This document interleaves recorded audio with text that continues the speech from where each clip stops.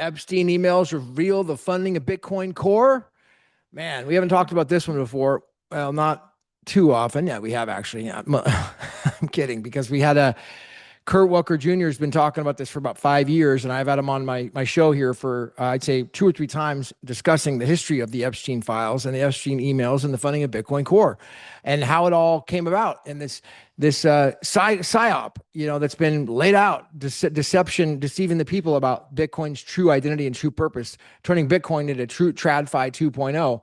But I'm not crying over no spilled milk, because this is the best and glorious time to be alive right now, as we're seeing what's happening in the Bitcoin space, and the truth revealed. The secrets are being revealed to the world right now in the Epstein files, and the true purpose of Bitcoin, which was about using the digital commodity for the world, using this commodity peer-to-peer, allowing people to transact in it. And that's what TradFi 2.0 does not do, is it makes an exchange. Kraken, Coinbase, and these others, where they turn in these assets, they start trading them and doing hypothecating on the assets, creating derivatives out of them. It was just supposed to be peer-to-peer micropayments, data, tracking all the payment layers online, keeping a log, peer-to-peer. Wasn't supposed to be TradFi 2.0. It's all good. A little bit of a delay, a 16-year delay in the adoption of Bitcoin, 17-year delay, but it's happening. I'm going to do a space now, so we'll go in on the inside and check it out, see what people have to say. The other people involved in all of these various crypto scams, and for some reason, they all tend to tie back to a lot of the same people affiliated with Epstein, affiliated with banks, all the same little group that you always see involved in every little thing. And now that it's coming out, I think it's pretty interesting. I posted just some kind of throwaway meme about, it had a video of that lady dancing during COVID in front of that, some kind of military revolution in the background. And it's like, that's what is happening now with BTC and the Epstein things. All the BTC guys, their whole life and, monetary hopes, which is the main thing they hope for, is riches. It's all tied to BTC, the maxis anyway. And this Epstein thing, it obviously doesn't look good for them. But the amount of comments in that are just trying to distract from the fact of what really happened is amazing. It's all this stuff saying, oh, well, the email was doctored saying he was with Satoshi. You're saying Satoshi is Epstein. That makes no sense. But what they don't want to talk about is the headline, which is that Epstein and all of his friends of his same ilk wanted to change Bitcoin and turn it into the ungodly monstrosity it's become today. And that's becoming more. That's what they don't want you to talk about. They're so mad. They don't want to talk anything to distract from that. And it's very hard to deny that that's what was going on there. I mean, why did he want to get involved? He wasn't saying, oh, we got to get digital peer-to-peer cash out to the masses. They were funding the core hijacking of Bitcoin that everybody here already knows about. But with everything going on with BTC being kind of useless, and everybody who's on the outside, you talk to somebody on the outside of Bitcoin or outside of crypto, and they look at all these BTC bros, even crypto bros, and they're like, dude, this all seems like a scam. What's the point? And it's only the BSVers who can articulate the fact that Bitcoin creates a system for worldwide peer-to-peer commerce at scale. That's something that actually provides a lot of value, which the BTC guys, all they can do is talk about how it's hard money, it's a limited supply, it's the greatest money ever made. And then alongside that, all you see is Fiat 2.0, fractional reserve banking 2.0, Jack Dorsey and the Lightning Square network and all these things, and more Bitcoin on the exchanges than actually exist. And it just, to normal people, it seems like a scam, and it's becoming more and more like a scam. And it's just, I don't know, it's all very exciting. I don't went a lot of directions with that, but that's what I'm excited about. Yeah, this meme that you posted, it got over 64,000 views on the meme, and I tried to post it into the nest there, Casey. If you see it, great. I don't know if I was able to do that, but it got 64 that says BTC maxis, as everyone else realizes Jeffrey Epstein was involved in the creation of their bullshit version of Bitcoin. and there's a lady dancing there, and she's having a little dance, and then the comments went berserk. You know, that was great, dude. Yeah, it's the comments. A lot of them are mad. They're saying I'm coping. They're saying I'm a retard. But if you're in BSV, you're used to that. We've all been kind of, everyone didn't go completely broke, but we watched everybody become millionaires while our coin went down 70% over the last 7 years. And I think it toughened everybody up because we had to stand only on our arguments and only on the value. And everyone, not only that, but everyone hated us for even talking about it. So there's something else I posted recently, and it was just, I'm not a technical analysis guy at all. I don't know if it's real or if it's like chart voodoo or something, but if you look at the fundamentals of BTC and the fundamentals of BSV and the relative market caps, it's like you look at BTC can go down, 75%, and the market cap of it, let's say it's 25K a coin or 20K a coin, whatever it would be. The market cap of that is still, like $1 trillion or something like that. The market cap of this thing that doesn't work. It's like a pie in the sky phony thing it's just going off its like name from the nepotism of being Bitcoin, or being named Bitcoin, that once was a revolutionary thing, but now is kind of a Ponzi. Still $1 trillion if it goes down 75%. BSV's market cap is what, like 400 million now? That's like 4,000 times less than what BTC is. It'd still be 1,000 times less if BTC went down that much. And so BSV, it's this amazing technology that actually does scale now. And I don't know what this deal with the raised fees are. I can't make heads or tails of it. I'm not too concerned because I think in the long run it'll work out. But it's proven to work at 1 million transactions per second. It can absolutely, and I think will most likely be the new rails or backbone of the financial infrastructure that actually revolutionizes it instead of becoming Fiat 2.0, which makes so much sense they'd want to do that because that's their whole scam system. But anyway, so BSV could go down. BSV can't go down that much. It's like people outside of BSV, they don't realize that BSV can't go below $5 because everyone will just buy it. I feel like BSV couldn't stay at $5 for more than an hour. And even if it did, everyone would just be backing up the truck and buying more and more. And no one would lose any sleep in BSV. If BSV went down to like $5, everyone bought it, and then went back up to like $11, and oh no, it's down 50% more. Everyone would be so excited, like we finally made it to $5. Now we can go up. It would actually like, celebrate, yeah. I know, exactly. We would celebrate BSV going down 70%, and it would have nowhere to go but up, with all just like the most solid fundamentals of any coin in the entire market cap, because it not only does what all the BTC maxis say, which is it's sound money, sure, that's cool, but also obviously it can provide infrastructure and peer-to-peer cash. That, I'm going in a lot of directions here, but people don't realize that the whole reason Bitcoin was exciting is because it actually is peer-to-peer cash. Alice to Bob, not Alice through the Lightning Network to Bob or Alice through the bank to Bob. It actually provides peer-to-peer cash. And so it has this amazing invention that everyone was really excited about Bitcoin. You hear about Bitcoin for the first time, at least you did back then, and it's like, wow, this is really groundbreaking stuff because it's peer-to-peer. There's no middleman. It solves the Byzantine generals problem, whatever you want to call it. It truly was a revolution, which is no longer the case on BTC. And here you have BSV down to almost nothing by comparison, with nowhere to go but up. And BTC is this massive Ponzi that has nowhere to go but I think crashing, unless they can really pump this up forever. But I feel like the great awakening of Bitcoin is happening, and it's really fun to watch. I'm so jacked about it lately. I don't know about you guys. I don't know if it's just me, but I feel like BSV is so exciting in the last month or so. Are you just saying that, or I mean, and I'm being genuine here. I know it sounds like I'm trolling you, but I mean, do you feel like being an old school guy, because you've been around so long? I mean, way before me, or a lot of these newer people. So, I mean, would you say that? Well, you're just saying that you've always been excited like that, or are you genuinely, from an analytical mind, saying something's different?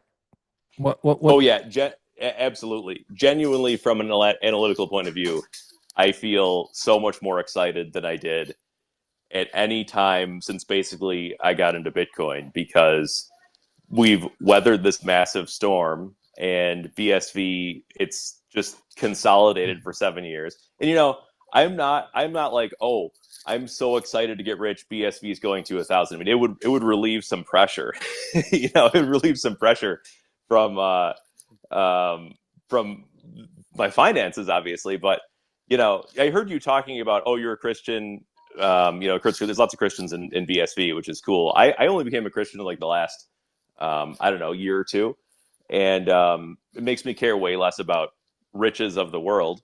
And when I first got into Bitcoin, I'm like, oh, dude, I'm gonna get so rich, this is gonna be amazing. But I'm just jacked because finally it seems like we're very close to the scam eroding of BTC, because it just doesn't make sense for it to keep going up. It's like trillions of dollars market cap, and when you look at it, it's like CryptoKate, who has come onto the scene in BSV. It's cool to see someone from the outside getting into it. And when you see that, if you're actually looking for answers and you are able to use discernment and see what BSV really is, or see what everything else really is, it's like, oh my gosh, this is so crazy. I can't believe that little BSV is kind of the key that makes this whole thing make sense. And it scales, it's peer-to-peer, it's has limited supply of 21 million. The vibes, not just of the BSVers, but like the vibes of BSV, it just really hits. And so, yeah, I'm definitely the most excited I've been about Bitcoin since I first learned about it. And, you mentioned like, oh, I've been in Bitcoin for a long time. If you're getting into BSV now, you are a Bitcoin OG. That's my take on it. I'm not like, I'm not like, trying to put like some kind of status on it, but it's like, you have an opportunity now to be like, oh yeah, I knew about BSV, because I think it's going to totally blow up. And, I think the price will go up, but also I'm just really excited to see it's such a, the BSVers, it's such a fun, wholesome group. It's like, of any coin, we have the most based schizos, whatever, per capita. Copers. We cope. We cope. Oh Yeah. yeah. Oh, sorry, Mike was off for a second. Yeah, we cope the hardest. So man, it's exciting to see. I'm just really jacked, really jacked. Yeah. Yeah. Thank you, Craig. It really is an exciting time right now. I mean, it was refreshing to see the perspective of an independent journalist come in as well, which was on the fly on Friday when I had her on. I saw that she had interviewed Craig Wright, like I guess off the record, but it was actually on the record. Craig didn't really. He said that he doesn't care, he just make it on the record. And Craig revealed to her that he was spending $30 million a month on infrastructure in preserving Bitcoin. And so I thought, and I said, "Are you?" And I'm like, kind of my jaws dropping. I'm like, wait, what? Craig is spending 30. And she's like, "That's what he told me." I said, "What? What?" We knew somebody was spending a lot of money. We didn't know who, but we thought it was maybe Air Group, but somebody's spending a ton of money. But apparently it was him, and it is him. So where's he getting all that money from? I guess that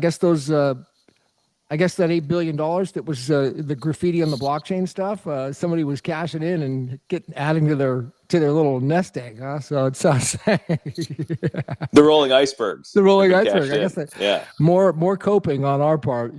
Turned out to be. Yeah, man. Yeah, that's something else I've been thinking about. Well, two things. One, it's pretty genius that Craig held on to all this BTC. Assuming this is what happened, is held on to this BTC for so long because he knew they would pump it, and now is cashing it out. And spending $30 million a month. That's pretty cool to keep BSV alive, or whatever it's going towards. But I think that also, BTC, or the origination of Bitcoin, if you bought it really early and you made millions and millions of dollars, then you got pretty lucky, I'd say, especially in the early days. Like if you were buying Bitcoin and when it was like pennies or dollars, you mostly got really lucky because most people didn't hear about it. Now with BTC, with the forks and everything, and BSV going back down to $21, everyone's had much more of an opportunity to use discernment and buy BSV for cheap. I mean, you're literally, I don't think it's an exaggeration. People say you're literally buying Bitcoins for $21 or $23 or whatever it is. And it's also a pretty genius thing that I don't know if it was intentional or if it just worked out this way, but all the people who are buying it now, they kind of had to go through this trial by fire and this discernment. And it makes me, I'm a different person when I was first getting to BSV. Like I said, I don't care about being really rich or anything anymore. But I think it's good that those are the kind of people who are going to have a lot of BSV, because Craig is using his riches to like make sure this network, he's doing something that's good for humanity with his massive amount of money.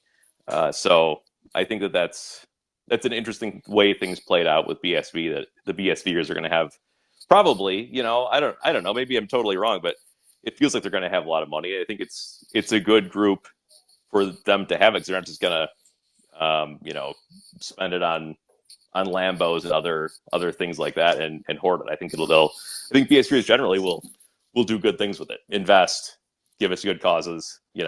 I think that's an interesting thing that's resulting from this. So it seems like you only recently became a Christian. Yeah, in the last couple of years.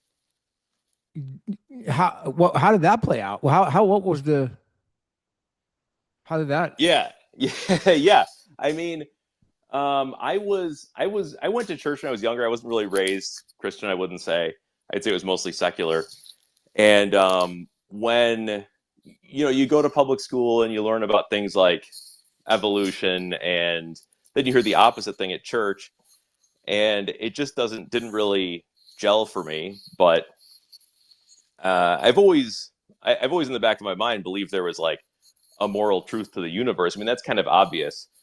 And the more I thought about it, I thought, okay, there must be some kind of inherent good and evil in the universe that is decided by a creator. There's obviously like a good side and a bad side. But then I just started, and this is going to sound pretty schizo, but I'll be honest, because I'm with my closest internet friends.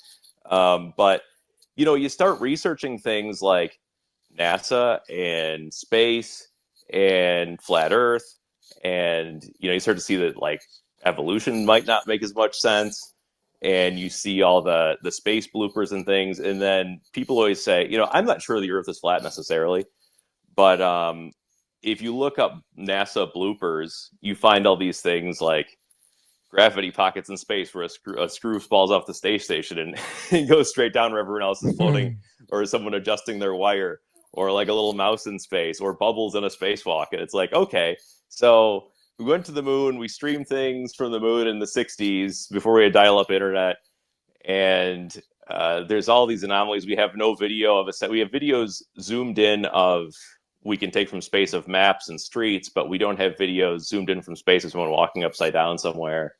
And it made me think, okay, so what are they hiding here? And people always ask the question, like, what does it matter what the shape of the Earth is? And it's like, well, if you have this little rock that's floating and it was a total accident from a big bang 1 trillion years ago or whatever it is, and then it's like, oh, well, this worked out pretty nice, and now we're alive. That's cool. Like, value what you have here, because it's a total accident that you're even alive, and so just enjoy your time on Earth, because everything goes to nothingness afterwards. Or if you start to see it from the biblical perspective, and you think, okay, this system that we live on is obviously designed. Like, there's no way it can look like this and not be designed if it's not a floating rock in space. And so, the more I thought about that, and then the more I read the Bible, and then you look at the account, like the historical account of Christ dying and raising again from the dead after 3 days, and people dying for that fact. And then you start to consider that and, live with that as your framework of the world. It all starts to make more and more and more sense. So that's pretty much, and eventually, I just realized, okay, this is true as far as I can tell. And I'm willing to have faith that it is true and live like it is true. So that's pretty much how I came to the Christian faith, and found a church like I don't know, less than a year ago. Finally, we were looking for a good one. It's like a Lutheran. It's Lutheran, but it's like an offshoot of Lutherans. You know, there's some splits, and some Lutheran churches are not as theologically sound as others. But there is, you know, everyone that wants. This is a slight aside here. Everyone that wants to go back to tradition, they think in Christianity, they think Orthodoxy or Catholicism are the main two routes, or like the only two routes. But they're, because, you know, you see a lot of these clips of some Lutheran churches or other Protestant churches where, you know, let's just say the ideas going on there are not biblical and not based. There are a few here and there though that do stick to the Bible and are actually really good. They're just not as well known. So anyway, found a church, and the more I go and the more I think about it, and the more I pray and all these things, the more I think, okay, this is 100% real. And so, you know, that's how I came to the point that I am today, and it's great. I'll tell you what. Wow, that's really refreshing. That sounds, you know, like you're gonna be, you know, you're gonna be welcome to another cult. Good for you, bro. I'm kidding. Yeah, exactly. No, Exactly. I'm all for it, man. I'm with you 100% on that. And it's have you gone down the Daniel 2 prophecy? No, have you read into that at No, all? I don't know anything Definitely. about it. Yeah, the Daniel 2 prophecy is the one that lines up with Bitcoin. So that's the Satoshi was mentioning it about it today. But when you look into the Nebuchadnezzar story, the Nebuchadnezzar dream story, you know, it's a fascinating read. And I mean, it's so short. The scripture is so short, so you really have to go way deeper into the research behind it to kind of fathom like the interpretation of the words, the definitions of what those words actually meant, and how they, you know, because they were written in Aramaic at the time. So, you know, what does that word mean, and how did it play out? And then you kind of start, you know, putting it together more to where it all fits together. That, yeah, oh my gosh, this last kingdom is Bitcoin taking over. Basically, I mean, it makes complete sense. It seems like that's exactly where we're at, because there has to be some sort of prophecy if Bitcoin's going to be real. There has to be. Everything's always, you know, the Bible's always coming true. So there has to be, and that's where it's coming from. Daniel 2. Check it out. Oh, that's cool. Yeah, I haven't heard that. I'm gonna check that out. Yeah, Nebuchadnezzar's And dream. yeah, and I can't think of a lot of them off the top of my head, but I know there's a lot of biblical references, or Craig has at least said there's a lot of biblical references in Bitcoin, you know, like the Genesis block, and I'm sure there's many others. But you know, I know Revelation 21 talks about something about the key and the lock and the great chain and slaying the dragon, or locking up the great dragon. It's like you've got blockchain, private keys, and then, you know, Bitcoin SV the dragon. But, you know, I'm sure there's many more that I don't know, but Now that's cool. we're really coping big time now. That's exactly. I'm here to cope 100%. Oh man, talk about coping. Oh, really? Actually, welcome to the cult, Craig. You know, you're initiated. You're in. You have to. Thank you. It's good to be here. Looks like we got Kurt up. Kurt Wuckert Jr. Welcome, buddy. Good afternoon. Hey, killer conversation. I love when I hop on and we're talking Daniel 2.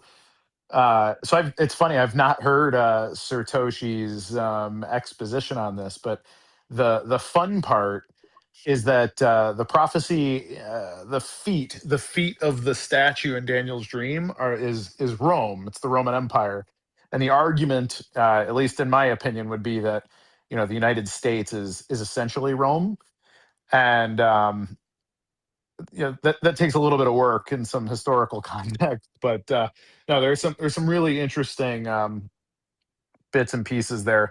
I'm not a big biblical prophecy guy, although I am something of a hardline Protestant Christian. But the prophecy stuff, I have a tendency to be very, I tread lightly on biblical prophecy as a rule. But we can or cannot go into those that conversation if you guys want for Schizo Sunday here. But thanks for having me, Gavin. You're welcome. You're welcome. You're welcome. So, yeah, it is fascinating. You know, speak on that. I know you've got about 45 minutes. So, Yeah. you know, while the Epstein stuff is old news for a lot of people in the cult Yeah. here that have been following this stuff for a long time, Indeed. and especially following you, because it was really you that I think it was on. There was a show that you did on. It's a guy from the UK. He's not really around He, any. What was that show? yeah. A long time ago. Shoot, I forget what it's called now too. He's an Eastern European guy. I want to say he was He was a maybe gamer. He was a gamer. Ukrainian or something. Yeah. He's a gamer. He's a big blocker. Um, Shoot, I can't remember his name, but yes, Casey. I think Casey shared the link to the show a little earlier today. But that Yeah, was probably, gosh, that's got to be 2019 or 2020 or something that I went on that show. yeah. Yeah, That was it's where I in the first. nest. You did share it. Okay. Yeah, and he did a great job at he went in over to Chain and he was really doing a lot of investigative journalists at the time. And one of the things Yep. he was doing was interviewing you about the story about Bitcoin Core and how it came about and how it was funded. Hmm. Now, somehow you were able to either get access to all these emails or I don't know, where did you get this information so early that you were so convinced Um, about it? so unfortunately, I can't out my sources on those kind of things, lest I lose my sources. But um, no, honestly, it's a big chunk of it was just researching it anyways. Not even Bitcoin, researching glow ops and like the kind of stuff that intelligence agencies and scammers do. So up until 20, I think it was 2019. I think I quit in 2019, but I was working in cybersecurity full time. That was like my main gig, and Bitcoin was kind of my hobby. Um, and a lot of what I was doing was social engineering campaigns as part of a penetration testing team. And so my job was to basically be really good at traversing the dark web, looking up information about companies, like and this was all paid work, and it was paid work for a white hat firm in New York City. At the time, they were called Go Vanguard. They became Gotham Security, and they recently got acquired. I don't know what they're called anymore, but Gotham Security is a world class cybersec firm, and so big companies would pay us to like clean up their data and then teach them how to not get hacked and robbed and all that kind of stuff. And so my job on the team was to be really good at researching, like, we'd go to like a top 5 bank in the world and they'd say something to the effect of like, hey, we need to make sure that our board of directors doesn't have any weird leaked data or any of that kind of stuff, and then we would simulate malicious actors and try to hack the company. And the way that you do that, I mean, I basically had to do a lot of research and figure out like, okay, who's the CEO, who are the board, but who's their secretary, and what does their secretary do for fun, and like, are any of these things like outside edge case risks on things. And so basically I got really good at doing that kind of research and then also participating in the operation. So it was my job to pretend to be, hey, your best possible prospective client, like George or Dave from over here. Like, hey, I'd really love to spend, $200 million with you guys this year, but I got to do a background check on you guys too. What information can you give me about your company and these kind of things? So I was doing a lot of work in big business, New York finance stuff from a security standpoint.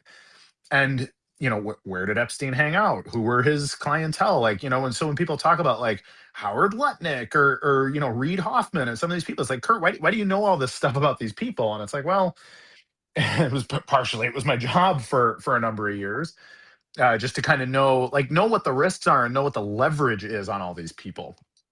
And so I knew a lot of these things from like rumors, and then once you know the rumor, it's like, okay, I got to keep pulling threads, like I just do the work anyway. So it was my job to talk to their secretaries and do these things.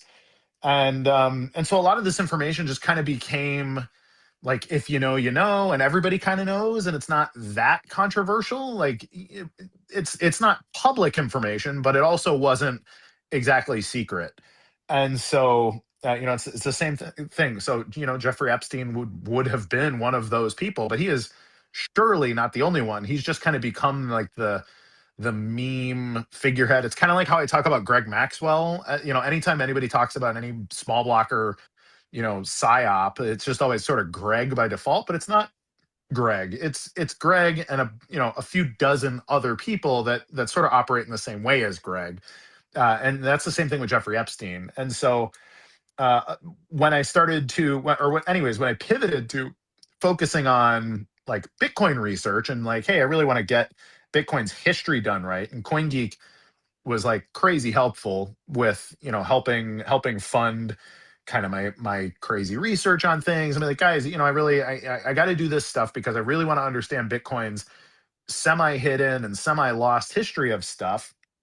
And so I leveraged some of their resources to do the same kind of things.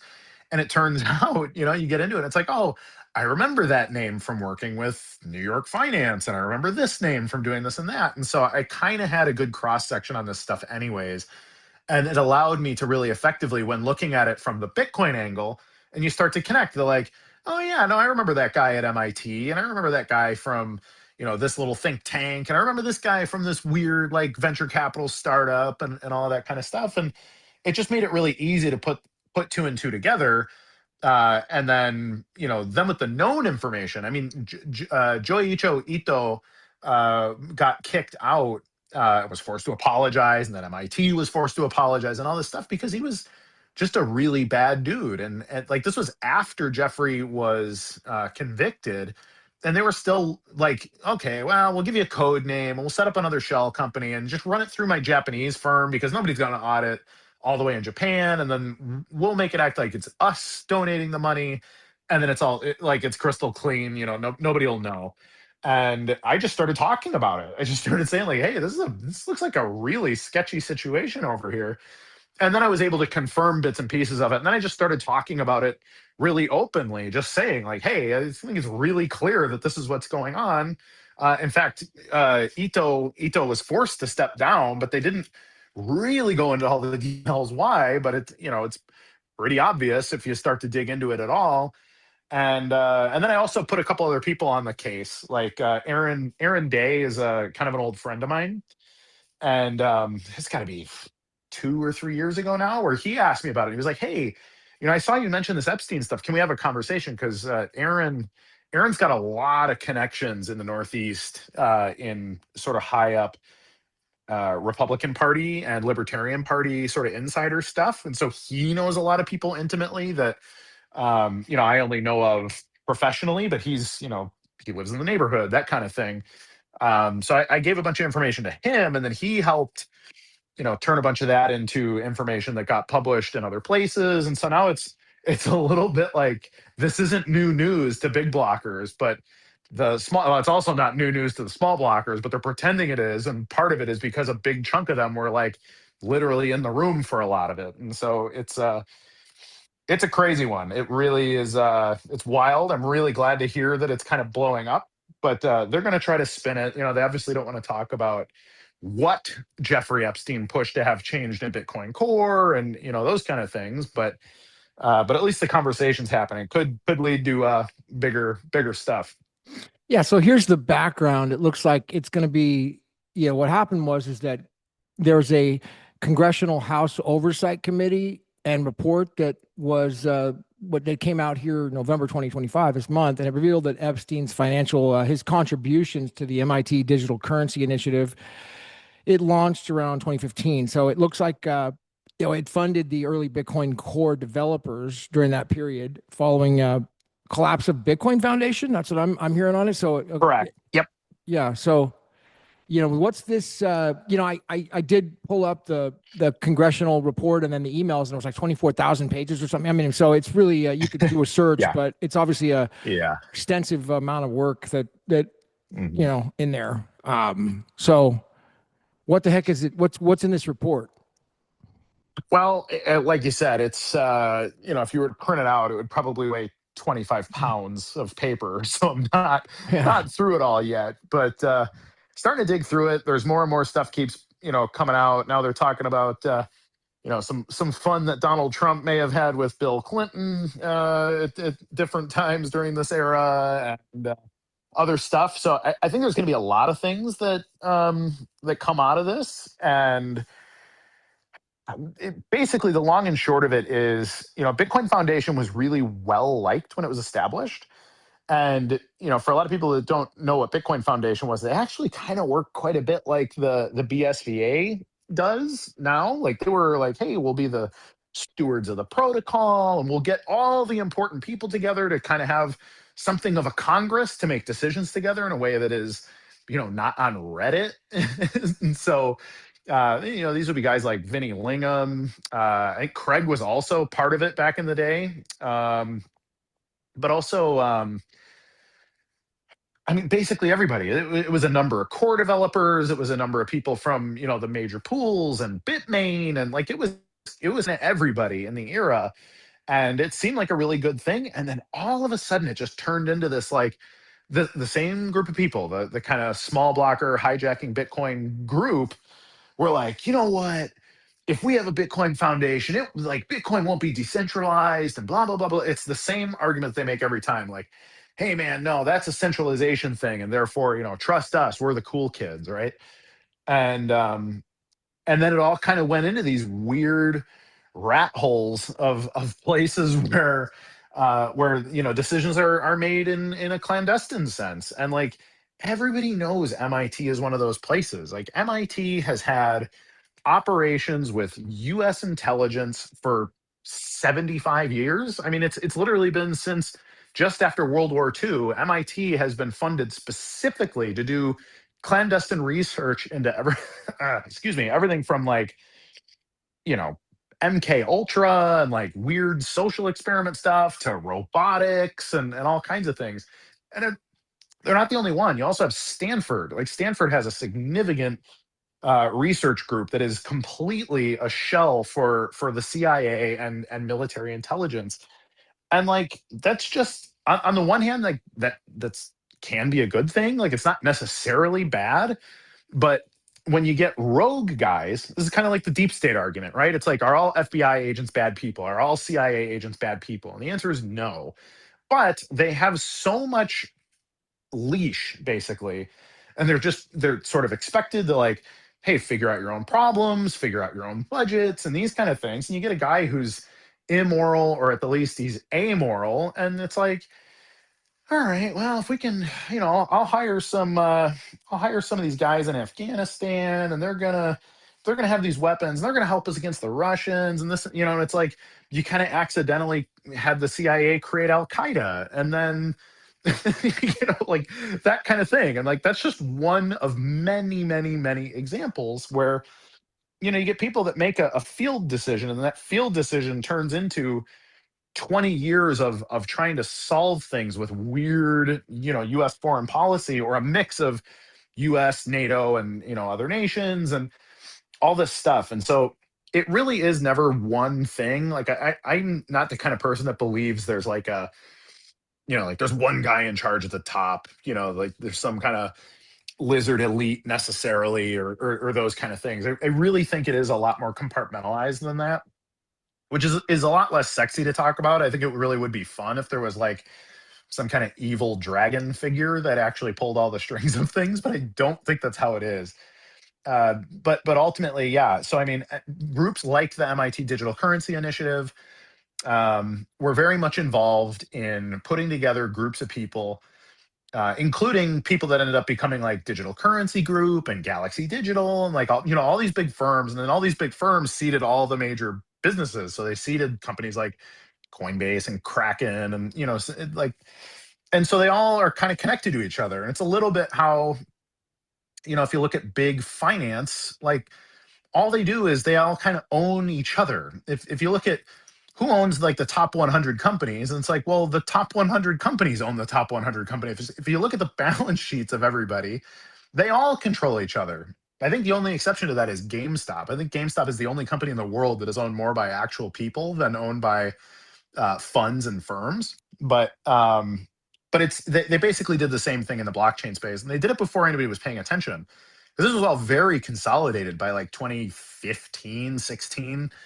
And who knew about Bitcoin or cared about Bitcoin in 2015 or 16? It was literally all insiders and like burnout cypherpunks, or like weird internet anarchists. Like that was still the culture, almost entirely. And so by the time it became like a mainstream thing, which I would argue is 2017, it was already controlled. Like it was already completely, packaged and had all this stuff together, so people could just look at it and be like, oh yeah, Bitcoin, like here's, this is fun.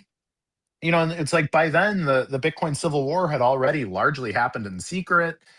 And and now we're left with like this sanitized, safe for the system version of things that you know that Larry Fink can now go talk about on Fox Business or whatever. And we're told that's the revolution. And it's like, well, look, if the big media, big corporations, big banks, and big government are involved, like, it is not the revolution, and you're not resisting power. Okay.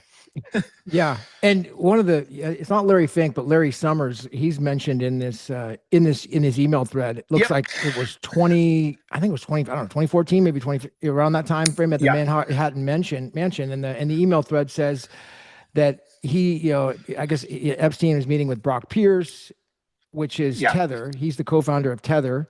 He was the Yep. child star of Mighty Ducks, and then then it was Larry Summers shortly thereafter. So at the Manhattan Yep. mansion, and these people were Summers. Yeah. Summers is a really interesting character. I mean, you could do 5 years of research on all the stuff that Larry Summers is involved in. He gets put on the board of everything that needs to be controlled. But he's a Clintonista, man. Like, he is like, he's been old friends with the Clintons for, I don't even know, 30 years probably at this point. And he's one of those guys that just kind of gets, golfs with Bill Clinton, and then, like, hey, we're going to put you on the board of this, and we're going to put you on, well, you'll be an advisor over here.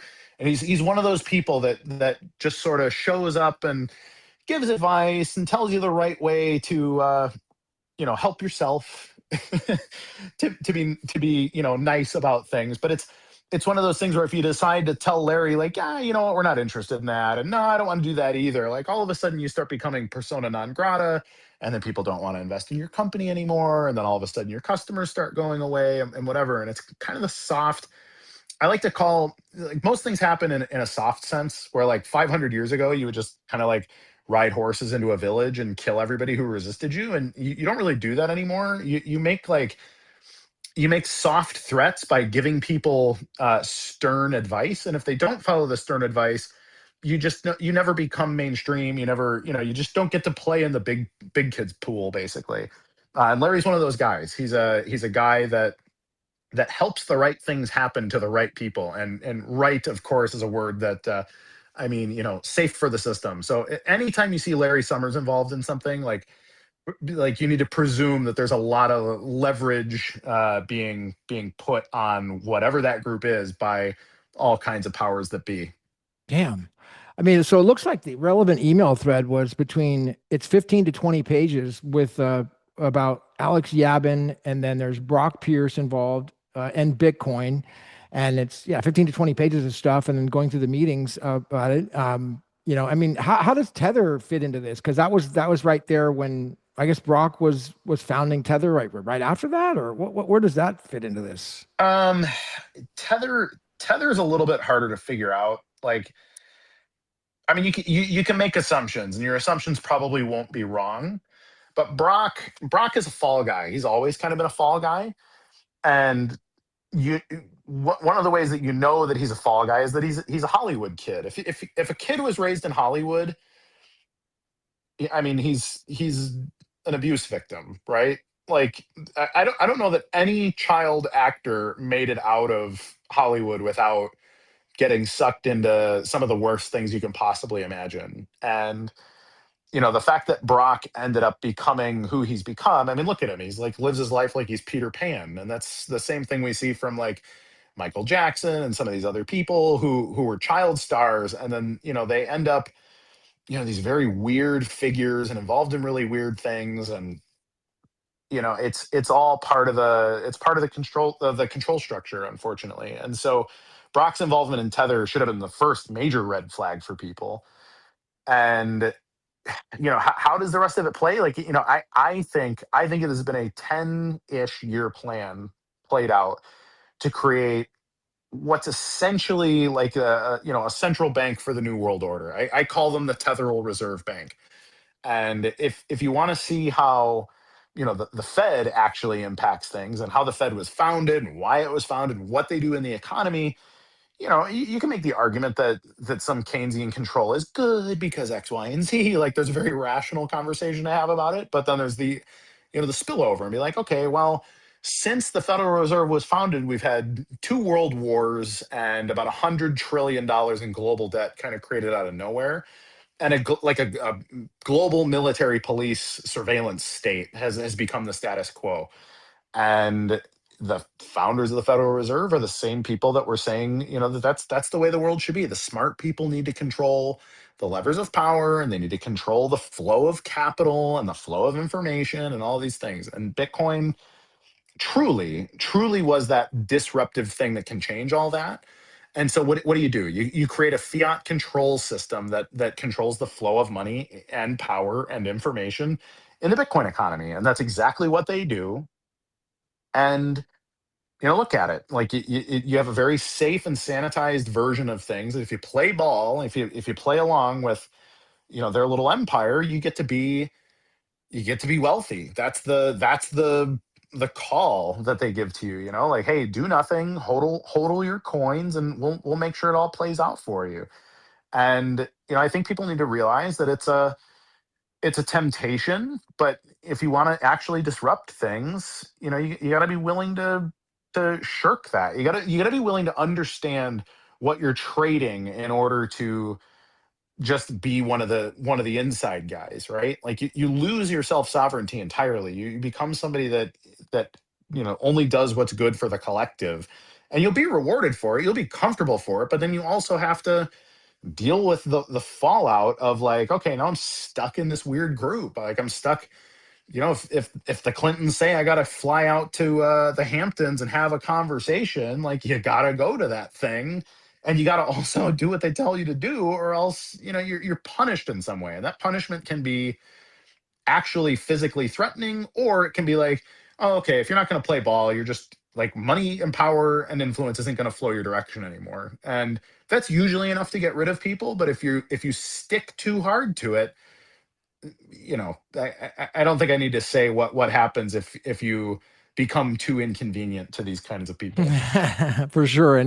And Craig Mason, I saw your meme here about the meme we talked about earlier. It was really good about the Bitcoin core, but you also put here that Bitcoin was invented by, or at least you reposted it. Bitcoin was invented in 2008 by Satoshi, but BTC was invented in 2017 by Jeffrey Epstein. New emails, reveal it. So I just thought I would, share that.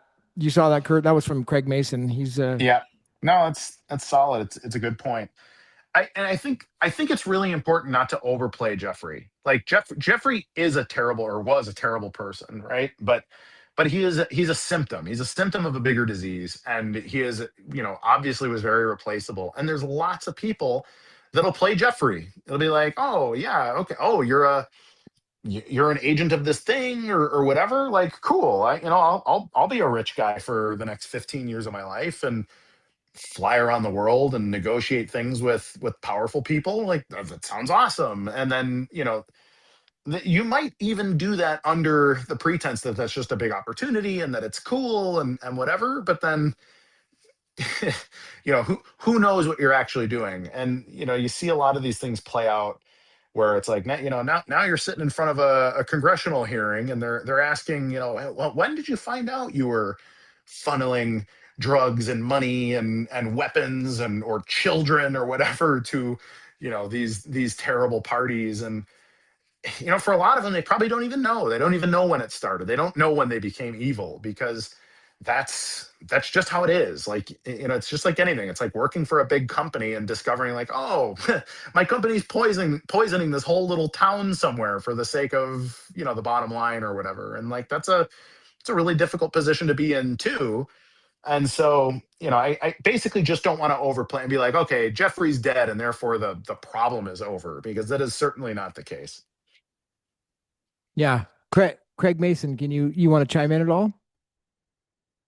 No, man, I don't really have too much to add to that, but I appreciate Kurt. I'm like so schizo and like, oh yeah, Epstein's connected, and you just break it down and it's like, well, it's connected this way, and I appreciate that, but yeah, you're so right. It's an endemic problem. Epstein is just like the fall guy at this point. There's 20 million, not 20 million, but many other people like him, and the system carries on. But the thing I love about Epstein is like he's the meme guy for the evil overlord, blackmail, trafficker type, and he's connected to BTC. So I think that's really cool. But I certainly appreciate your detail on all that, Kurt.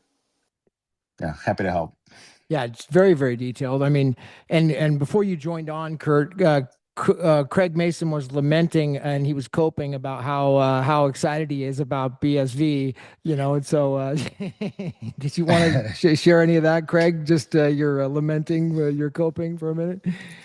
Yeah, man, I'm coping harder than ever. I don't know about you, Kurt. I'm curious to know how you feel, but it seems like something has shifted in the last couple of months where so much is coming out about BTC and everyone expected to go 200,000 and it's not. And you have these rolling icebergs and coins that could or could not belong to Satoshi but are very old and moving.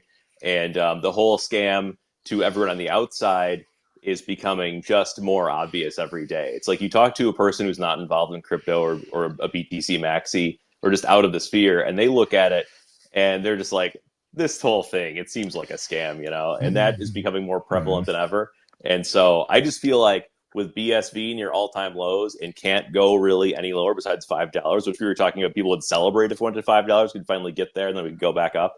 And BTC having, a multi-trillion-dollar valuation, it's just a real good setup. And I feel like the dam's about to break, so to speak. Do you feel that at all? I mean, I don't want to make a price prediction because those are right, of always course, a bad idea. but obviously, but yeah, no, I think culturally, yes, there is a big cultural shift as to understanding a lot of these things. I think a big part of it actually is the hijacking Bitcoin book, which I disagree with Roger's solution to these things, Bitcoin Cash and whatever, but he does frame the problem and the hijacking really, really well. I think there's a lot to learn from that book, and I think that book is a lot more popular and influential than a lot of people want to admit. But anytime somebody reads that book, you get through it and you're like, oh wow, we got scammed on this thing too. Like I thought I was part of something revolutionary. But I just got back from London about, I don't know, 3 weeks ago, 4 weeks ago now. And one of the things that stood out is London or even England itself or the UK as a whole, there is no actual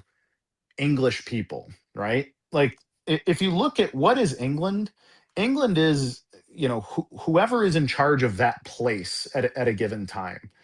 And for a long time it was the Saxons, and then for a lot, since 1066 now, it's been the Normans.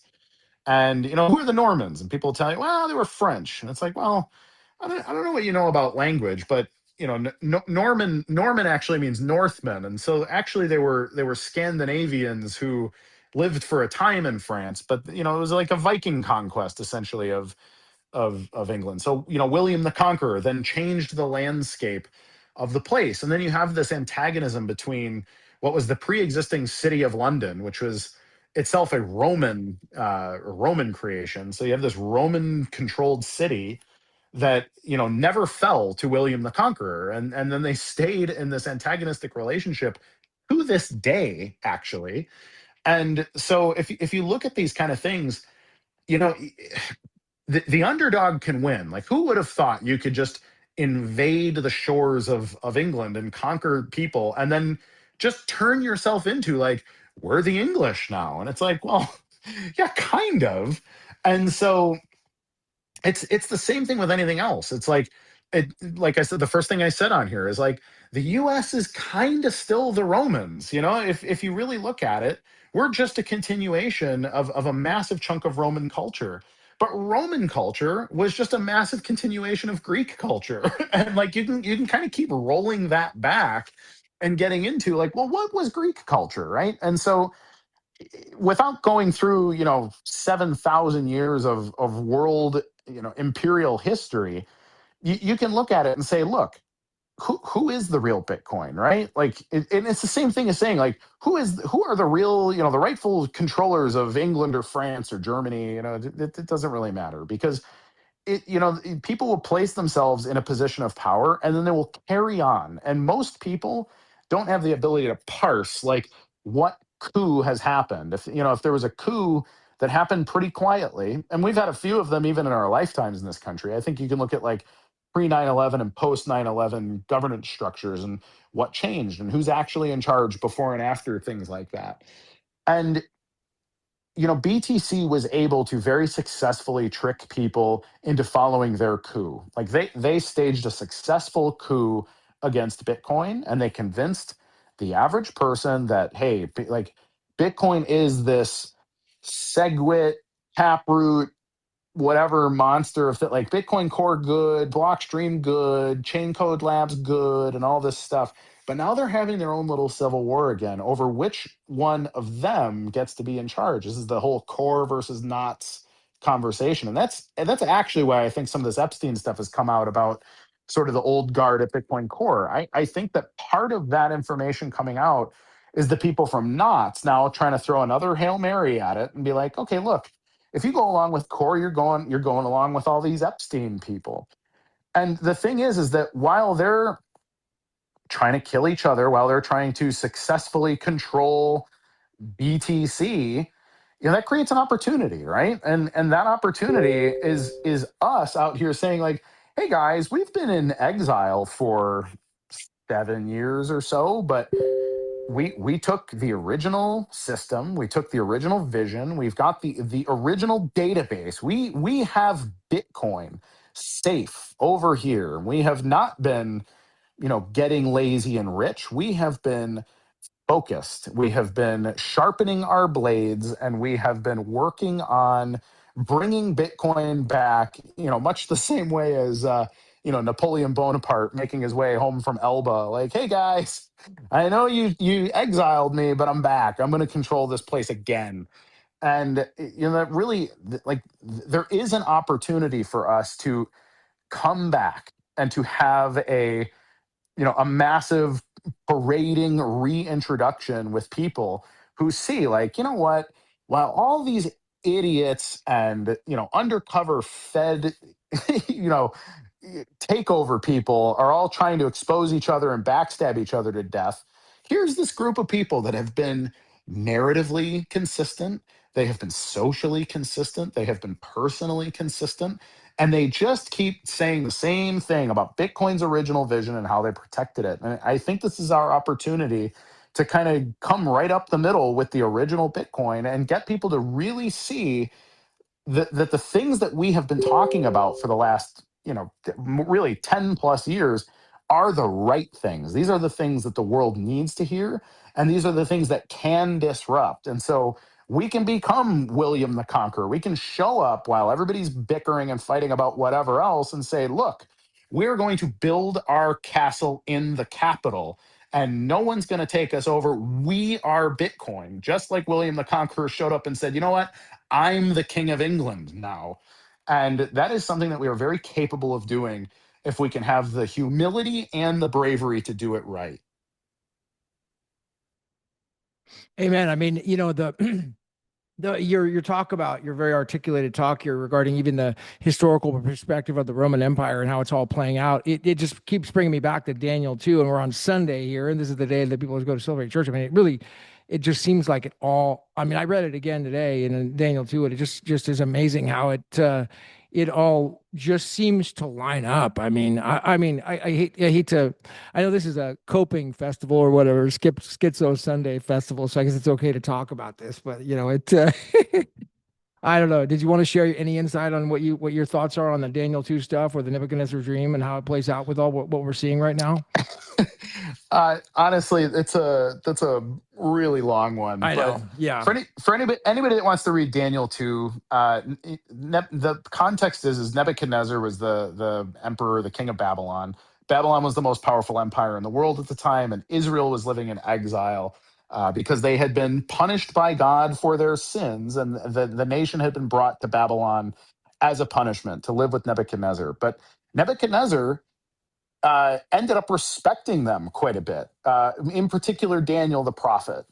And Nebuchadnezzar had a terrifying dream where he saw this statue, and it had I'm going to mess this up because I haven't looked at it in a long time, but the statue had a head of gold and a chest of silver, and I think it was legs of bronze, and then his feet were iron and clay, like an iron and clay amalgam.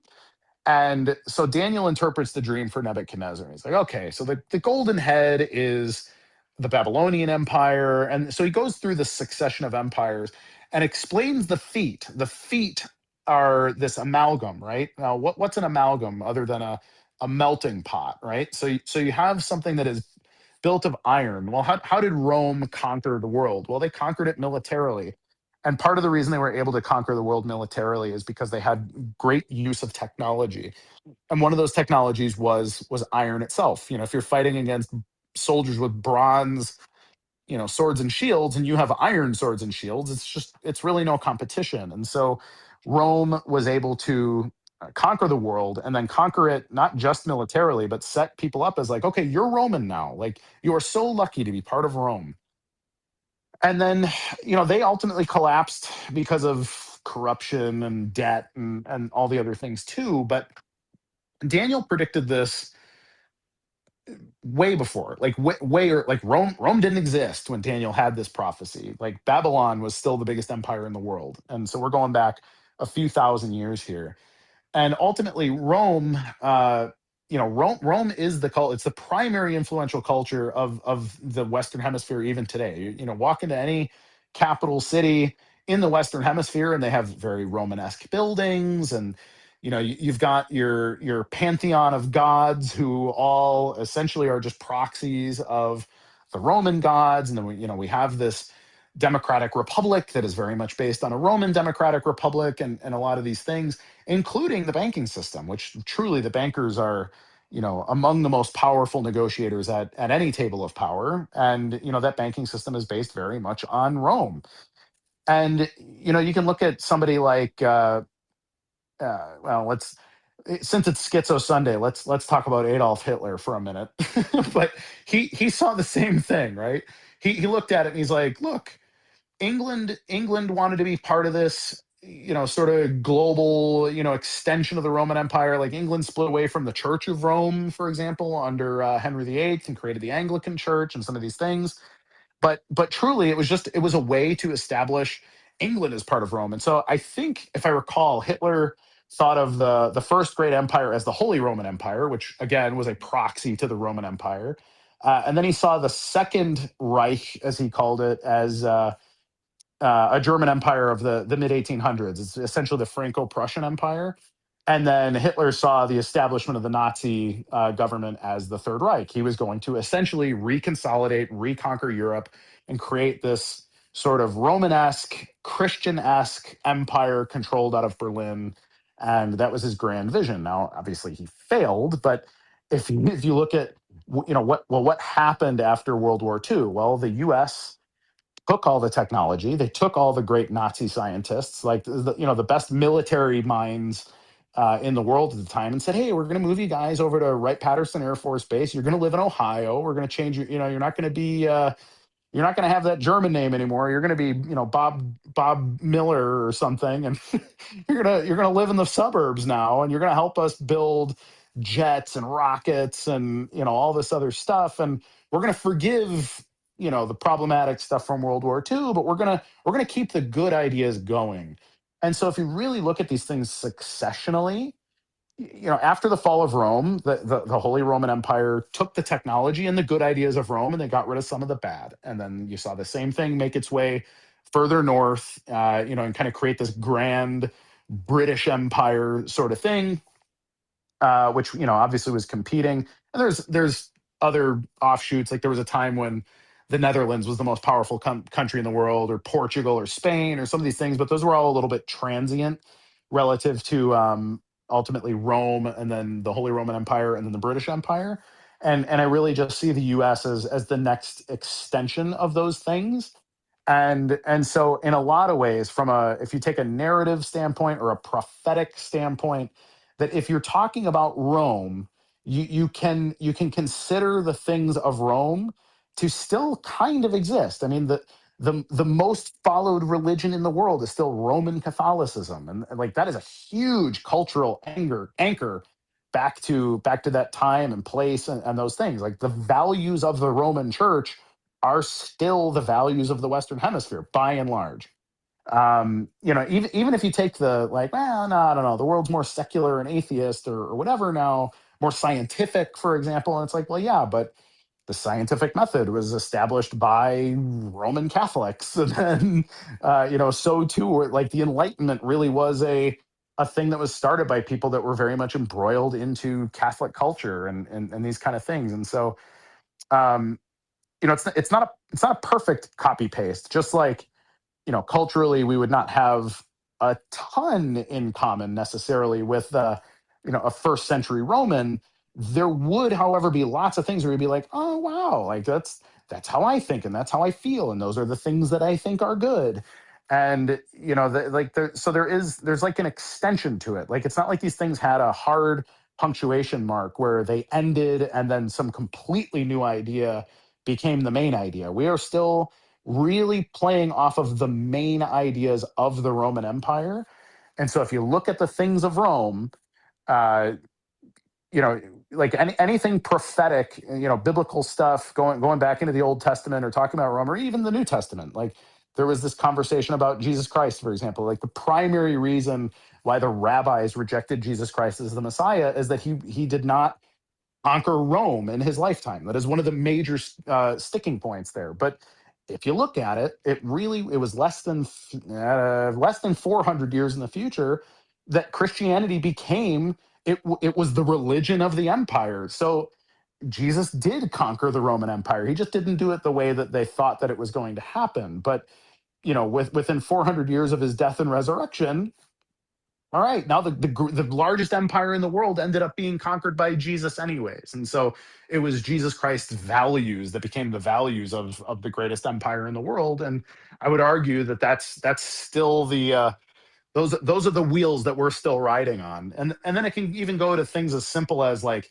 the width of a train track in this country is what it is because from an extension standpoint, when the train tracks were engineered, they were engineered based on the size of what existed directly before. And if you take that back to wagons and then chariots and all these things, like it is the width of a Roman chariot is actually the reason train tracks are the width that they are. And so you have lots of little things like that where just the simple math, engineering, and science of things is just it's passed on from an establishment of that time and place. Or the calendars, for example, like you have the Gregorian calendar or the Julian calendar replaced all the calendars of the old world. And so we live on time that the Romans established. And so there's lots of little things like that. And Yeah, you could spend a PhD level of time going into the I would maybe parallels. host another space and we can dive into it more because it's so deep. But just and I want to move on to another subject. But before I do, really quick, I just want to summarize what it said. It was Daniel 2 when it talked about as you watched, a stone was cut out, but not by human hands. It was it struck the statue on its feet of iron and clay and crushed them. Then the iron and clay, bronze, silver, and gold were shattered and became like chaff on the threshing floor in the summer. The wind carried them away, and not a trace of them could be found. But the stone that had struck the statue became a great mountain and filled the whole earth. So, I mean, I know these things can be very esoteric. But it definitely takes a lot of research and a lot of discussion. But it's Yeah. fun for the Schizo Sunday crowd to go down these rabbit Well, holes. it's to summarize, and as a Christian, I have to summarize this as I think it's a very clear prophecy. Daniel is one of the primary Old Testament prophecies, in my opinion, that point directly to the coming of Jesus Christ, and so that's the sum total of it, the way I see it. But Yeah, uh, definitely. people need to dig into it themselves for sure. You definitely. Now, before you go, I wanted to bring up another point that references back to the Epstein stuff, and that is it happened later on. Epstein, I think he'd already been arrested at this time, but this was a guy who was, Casey had pointed this out. His name was Nikolai Mushagin, Mushagin. He was a crypto guy. Michigan, yeah. Michigan. And he Yeah. had that cryptic tweet saying the CIA and Mossad and pedo elite are running some sort of a sex trafficking operation, entrapping blackmail ring out of the Puerto Rico and the Caribbean islands, and they're going to be framing me with my laptop planted by my ex-girlfriend who was a spy, and they're going to torture me to death. And then he dies and drowns. So I don't know. Is that linked to this Epstein stuff with the with this? Is that I'll tell you that I don't know. I don't know. I don't know that that can be proven one way or another. Um, it's complicated. I had talked to Nick a couple of times. I wouldn't say we were close, but we had communicated a little bit.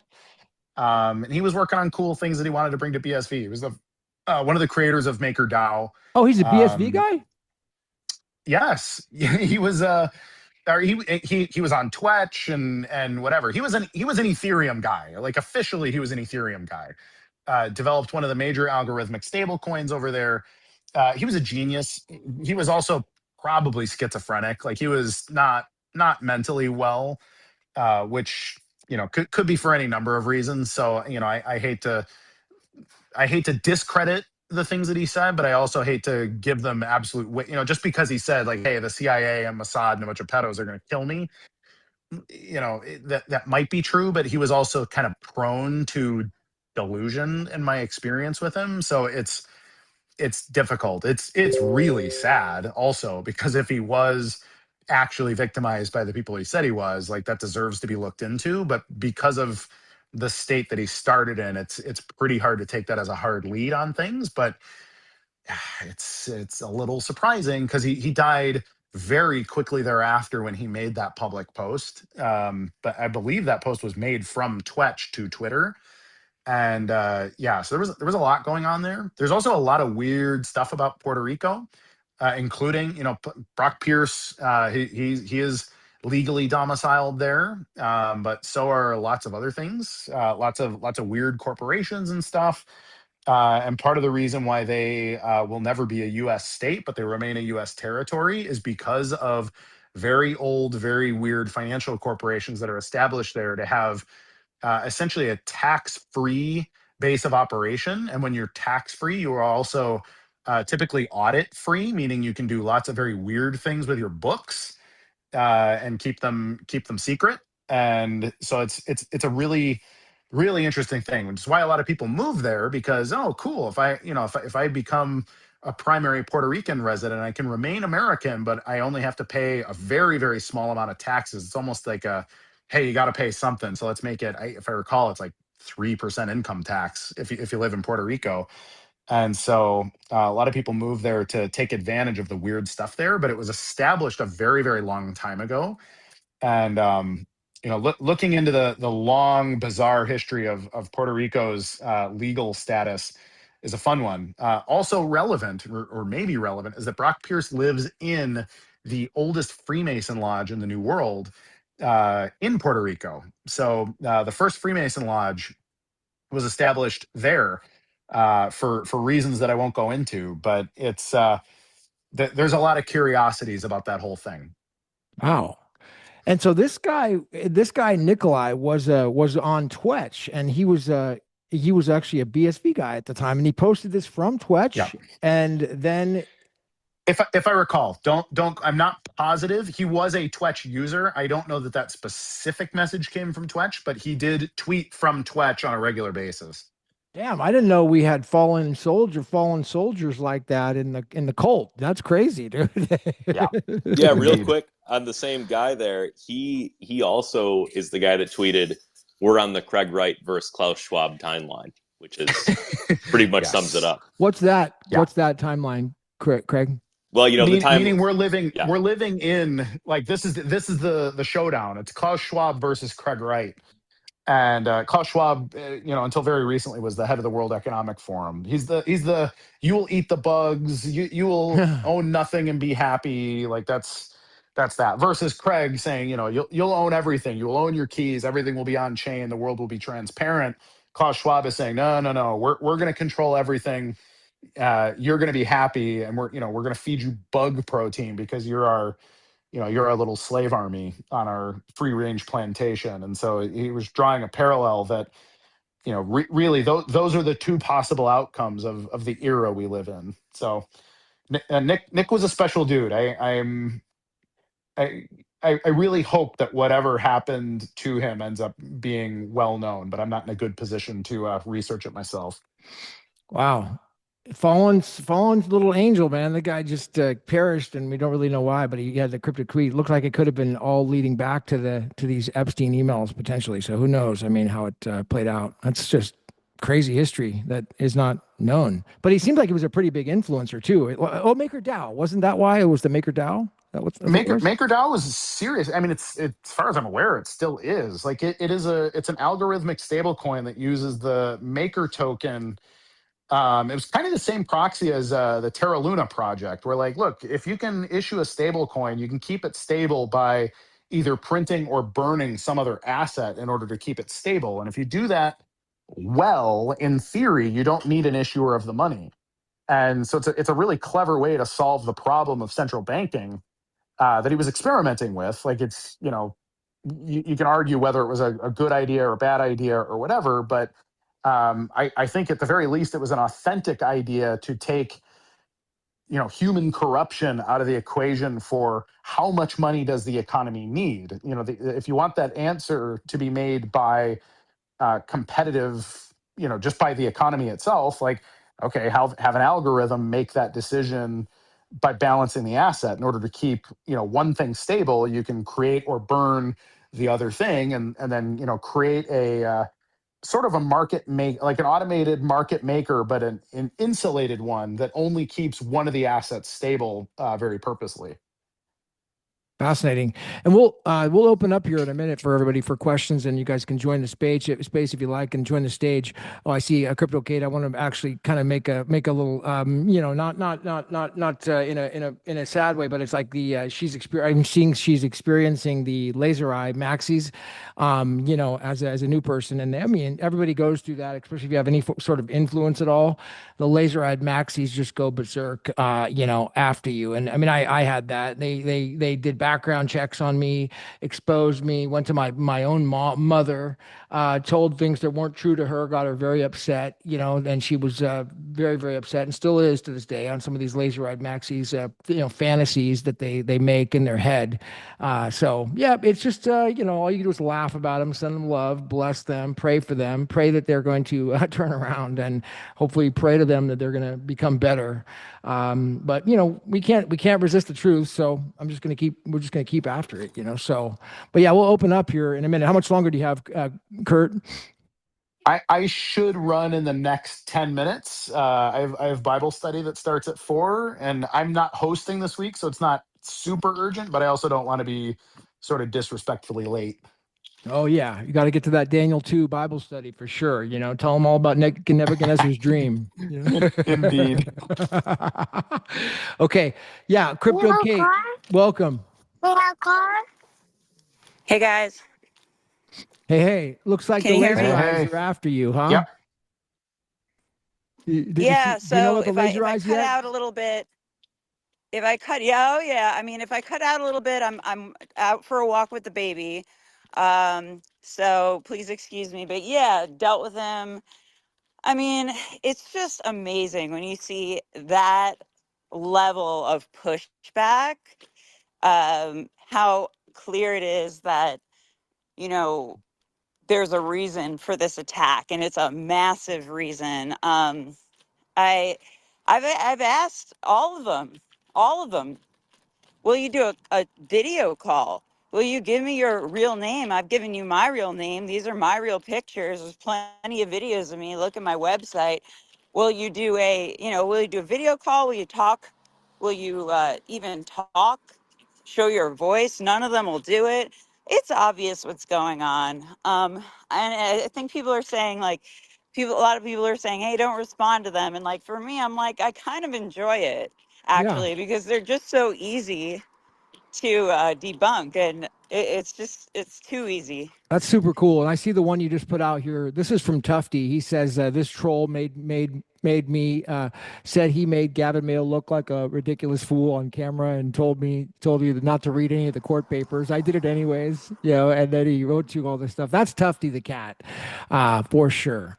That's who that is, Oh So yeah. and that's David Pierce. He's an attorney in the UK who I know and am cordially friends with in a cordial way. I have no disrespect to the guy, but he's just got his he's got his masters. He's got to serve. So Yeah. Yeah, he's Yeah, certainly that's not great. as respectful to Gavin as Gavin is to him, for the record. Well, I mean, here's the thing. All right, so whatever. There's no reason. Okay, so your name's David Pierce.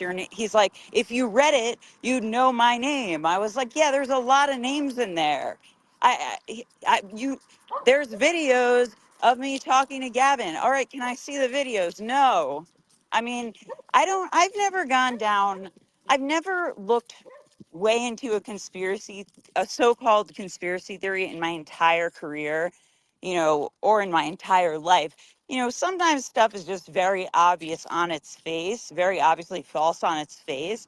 But this situation is so obviously true on its face Mm. that, I mean, it's just indisputable. The problem is, and we talked about this last time, all these people have to say, and of course an attorney is going to do this, is you didn't read the judgment. Well, I don't give a damn about the judgment. We've seen plenty of cases overturned.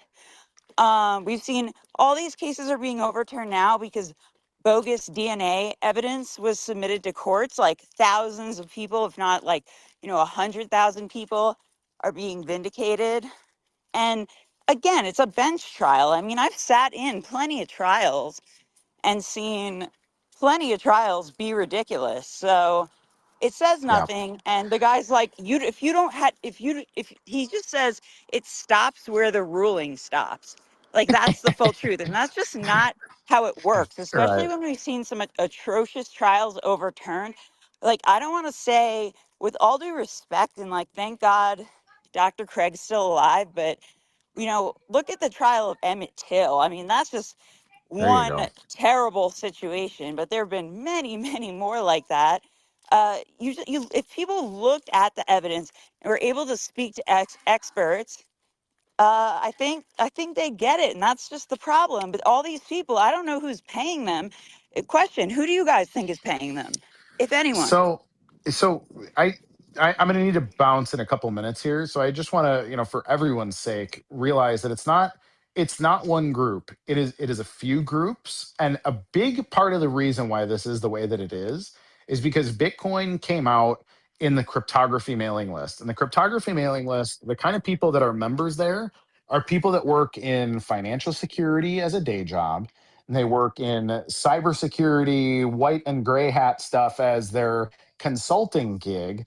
But in reality, most of them are making most of their money consulting federal agencies, intelligence agencies, then both friendly and ones that we would probably say you shouldn't be working with at the same time. But that's the nature of high level cryptography experts, is that there's not a lot of them. They're all pretty sketchy people. Even the ones that seem very normal are like, yeah, I've done I did all the cryptography that makes JP Morgan secure. But they also are like, yeah, I spent some time in Morocco and Iraq, and then I can't say the other three countries I've had consulting gigs in. And that is the nature of those kinds of people. And so immediately when something like Bitcoin is proposed to that group of people, they're going to look at it and be like, you know what? Like, I need to start telling some of my key contacts what's going on over here.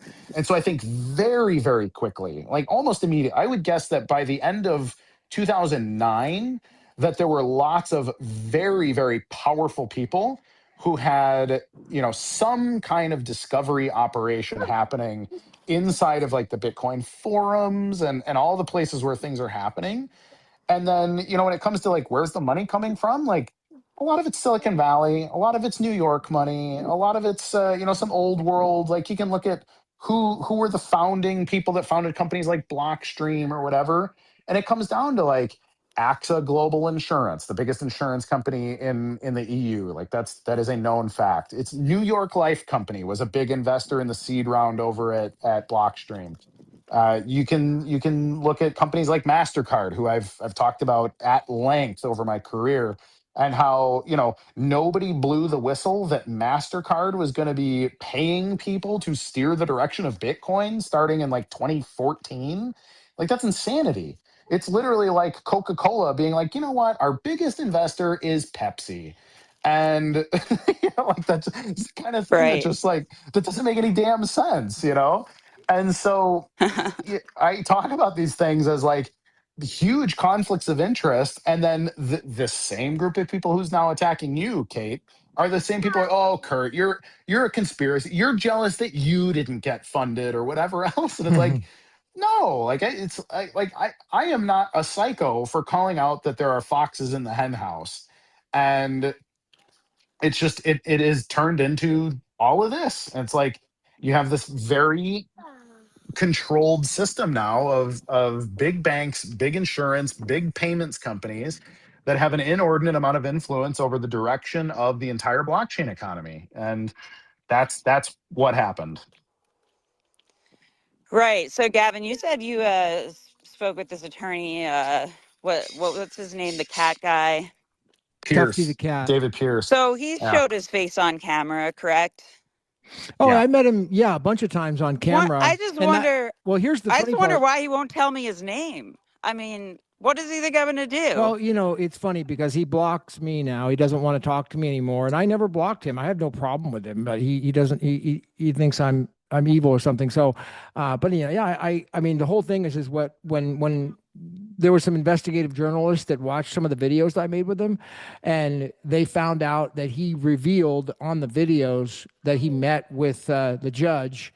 And I don't know why I didn't think of it at the time, but people watched the videos and they started making these cuts out of it. And he admitted he met with the judge and he started talking about the case and talked about Adam Back and these people. And I said, "Oh my gosh!" And so that started coming out later, and then it created a big stir. And that's when things really started blowing up. But yeah, Well, and it's people started pointing. I think it might have even been me because I was covering the trial and be like, hey, this Tufty the cat guy is sitting in between Hodel Knot at the trial, who had already been in a lawsuit with Craig in the past, and Michael Saylor's yachting DJ.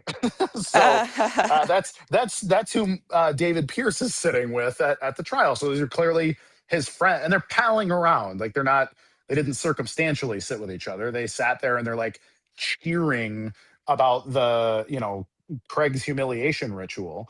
And I pointed this out on social, and then it turned into like we started to dig into it, and it's like, oh, okay, here's David Pierce like having a very animated looking chat with Judge Meller during the time when he's supposed to be doing his written judgment. It's like, wait, if he has like a maybe even a close, like, let's just call it a professional relationship, like I don't know that they're going to each other's children's birthday parties or anything necessarily, but we saw that they have a close enough working relationship that they're able to have big smiles on each other's faces when they clank glasses at some lawyers union mixer or whatever. And it's like, okay, well, if this guy is a hardline advocate for Craig's enemies, he probably shouldn't be socializing with the judge while the judge is having a conversation right. We've or discussed that. determining Yeah. the written outcome. It's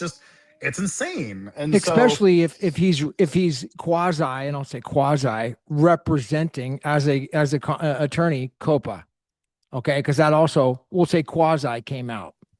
Remember, I mean, he's a patent attorney. Copa's a patent alliance. right. That came out. Yeah. A lot of weird stuff. There were a lot of anomalies in that trial, to say the least. Yeah, and that's why Yeah. we did a disqualification on him, or and then Miller decided not to step down. He wasn't biased. He promised everybody. He gave his word of all Scout's honor that he wasn't biased. Right. So, Honest. And if you can't trust a man in a wig and a robe with makeup on his face, who can you trust? You know. Yeah, that's good point. I see the irony. Scout's honor. He promised. He said it on the Yeah. bench. So that was good enough. No. All right, I should run. Thanks, Kurt. I've maybe got time for one more thing. If anybody's got any final banger question. Yeah, you know, I mean, go ahead. sorry, someone else go. No, if there's anything else, Casey, I know you were Yeah, trying to unmute. Do you have one more hi, thing? Kurt. I have a question. I have a question Crypto before Voyager. you run off. Okay, fine. The last 10 years have been hijacked, overtaken, and all that. We still have the mining rewards halving going on, and that will go on for a few more decades. What's the game plan on that one? So yes, making a strategic play for 10 years is one thing. Making a strategic play for the next 50 years, that's a bit harder. How is that going? Well, that's why I think there are three possible outcomes. Either BTC changes all of its deep fundamentals to look more like BSV, or BSV wins in the long term because it's the only one that has the economics that can sustain itself, because it's an economically balanced system. BTC is out of balance, BSV is imbalanced but oppressed. The third possible outcome is that we all fail because everybody wants to think in terms of fiat rather than in the inbuilt economics of a design system.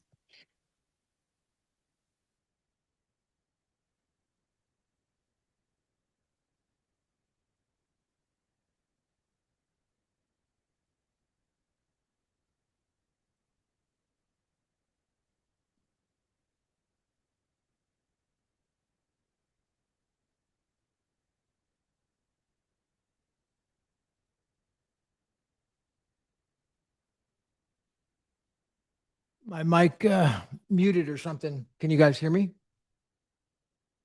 Yes, now I can. I just lost all audio. I thought it was just me, but No, I did too. No, same thing here. Okay. okay. I'm back on. So yeah, if you guys, anybody else wants to join up on stage, feel free to request up.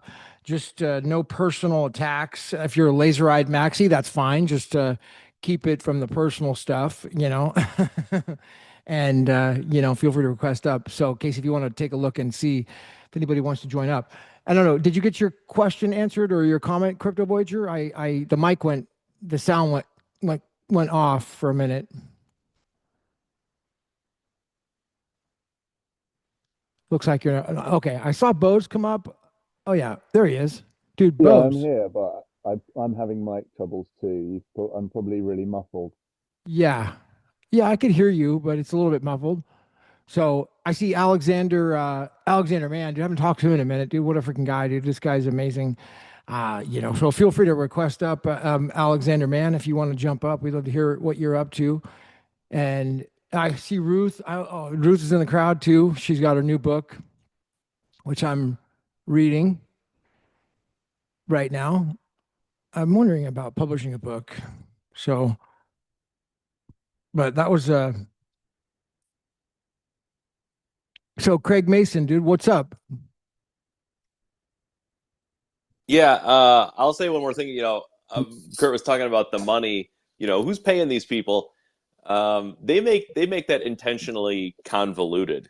It's like you start talking about MasterCard funded Core and AXA. That's tied to the Bilderberg Group.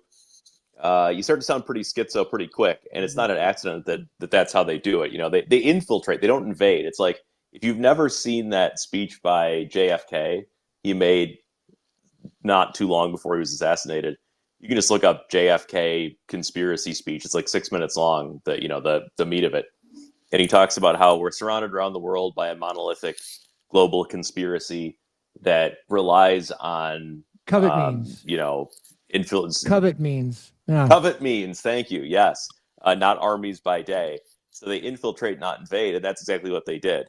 And you see these people, which this is becoming really obvious in a lot of sectors, both inside and outside Bitcoin, but especially outside, people that go against opinions that, if you're a thinking person, seem pretty absurd, that used to seem, like some of these controlled op, for example, conservative people, anytime you criticize, whether it's a certain country or a certain politician, all of a sudden their opinion changes and they don't seem quite as common sense as they used to. And that can be from, direct payments from intelligence, if that's the case, or sometimes it'll just be like, oh, okay, well, you're sponsored by these companies that have shady connections, and that's where you rely on all of your income from your podcast, your news network that makes a bunch of money. And if you start talking about them, you're going to be out of a job. I mean, I was flat out told by one person that, I'd love to talk about some things, but I just can't afford to. I can't afford to not make the money, because that'll be, that I won't get paid. So, yeah, I think it sounds kind of sketchy when you explain it, but the money gets there. You can start to see, when you understand how they operate, that the money's coming through. Oh yeah. Oh yeah, that's exactly what happened to Casey. They said, we're not allowed to talk about that topic because, it's taboo. Bose, you got your hand up? Yeah. You guys will have all heard the maxim, don't ascribe to malice what can be easily attributed to incompetence, right? This idea that, like, you shouldn't be too quick to point fingers at AXA or MasterCard, etc., etc., etc., and say they hobbled it deliberately. Maybe they did, but you have to also remember that everybody in Bitcoin operates on this, I would say, somewhat false premise that scarcity itself drives value. And if you can limit not only the coin supply to 21 million, but you can also limit the block space, well, then that serves for a really good Ponzi that everybody understands, and they can push the price up. And so if you ask yourself who's paying for these trolls and for this movement to blow up small block Bitcoin, I think actually it's part of the architecture. You limit block space, and that artificially drives the price up, and everybody understands Ponzinomics of that, and so they all jump on the Ponzi train. And if you're not on that train, then you're persona non grata. Like, get out. We're only going up. Number go up here. This is number go up technology. So I just kind of want to point that out. Is like, it's very easy to point fingers and find your enemy, but you may well just be tilting at windmills, in a sense. Like, you may well just be kind of screaming at the void and and accusing it of things that it doesn't really have anything to do with. And I really think that that's an important point to make, just because a lot of people in the big block camp have a bunker mentality, us versus them, and they're the bad guys, and they're doing this and they're doing that. And to some degree, I actually think that that's true, and that, like, that there is a certain amount of blame. But I would also caution people not to jump to an aggressive position too fast, because actually the truth is much sadder, I think, than like a great big organized conspiracy. I would say it's probably, in a sense, I made the case before, that Bitcoin, in a sense, was a victim of its own success. That it became digital gold because it scaled in value so fast and so aggressively, and then people got absolutely paranoid about how to keep it, and that's where you got the my node kind of religion. Well, I'm going to keep it on my desktop because I don't trust anyone else, and I don't trust the miners, right? I don't trust the network itself. Let's change the network so I can trust it more. So I think actually it was very much a victim of its own success, and it's not to say that PwC and AXA and MasterCard and the CIA and everybody didn't have their own input into and try and fuck it up and hijack it and introduce SegWit and all the other kind of crap. But the problem is, if you take the bunker mentality, you instantly create enemies out of people who aren't necessarily your enemies at all. So I just wanted to make that point. Absolutely, dude. No, it's brilliantly said. Bose is so articulate about these points that there's no reason for us to make enemies. We want to make friends. And so we want to just embrace these people, embrace everybody, everybody, we're on the same team, and we can coexist in all different parts. So, I mean, that's the whole point. We don't need to make enemies with these other people, I mean, or name call them. I agree, man. We got to make peace. make peace, make friends. Feel free to join up. I mean, dude, there's Elle's in the crowd. I mean, I don't know. She's like been really hiding in the background, but she's, I don't think she's ever been on any public stuff, but she's like the most amazing person, you know, that no one knows. And so I would love to have her come up some point and talk, but she's probably not going to. So who do we have that joined us, Casey? Derek? Okay, Derek. All right, what's up? Oh, Buddy? hey, thanks. I just have one quick question. With the stuff coming out about the BTC and Epstein connection, do you think it bears maybe asking Craig or his uncle again about the what was it, Liberty Reserve? Maybe I've got the wrong one here, but where they coordinated with multiple jurisdictions to arrest a bunch of criminals all over the globe. Was that Liberty Dollar you're talking about, or which one is that? So I think it was through that exchange, the Liberty Reserve, but I might have that confused with something else. I'm not a historian, but anyway, it was just that question, you know, since come to find out there is clandestine stuff happening. Right. Craig has helped nab up some criminals through at least consulting work. Maybe there's some stuff since then that is more recent that would bear public knowledge, that sort of thing. Yeah, that's a really good point. I'm going to invite up Mark as well. Mark, I see you're there. I'm going to invite you up. Yeah, I'll pop down. Thank you. But no, feel free to stay up, and there's plenty of room. I mean, but your question about the Liberty. I mean, I'm not too sure about the Liberty Reserve, what that is. Maybe Craig Mason would know. Do you know about that, Craig? No, unfortunately, I don't. I've heard of it, but I'm not familiar with what it is. What was it?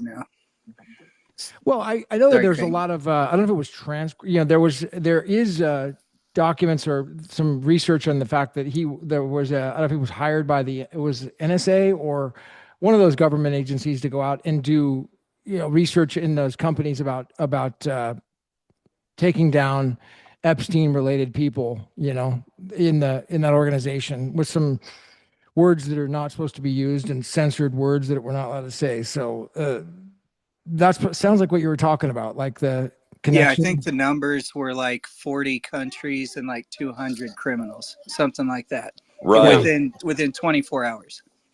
Yeah. I don't know specifically too much about the case. I know Craig has talked about being involved with that stuff, and it's another interesting coincidence that Craig was talking about all this so many years before, before the Epstein story broke, and he was trying to stop it way back then. Yeah, and less about that particular thing and just like how that's developing and ongoing. You know what I mean? Yeah. Yeah, totally. I'm gonna drop down here, but I'll be listening. But thanks for having me on Gavin, and thanks for doing the space, and thanks for being a part of it. It's a very exciting time for BSV. So thanks, guys. Casey. Yeah, no, thanks, Craig. It was amazing to connect with you as always. I was just looking at Craig's page to see if I could find anything on the Liberty Reserves, but no, I just remember the first conversation I ever had with Kurt was when I first found out about BSV. Lacey, this lady that I was working with, she had found Kurt first and set up a meeting with him.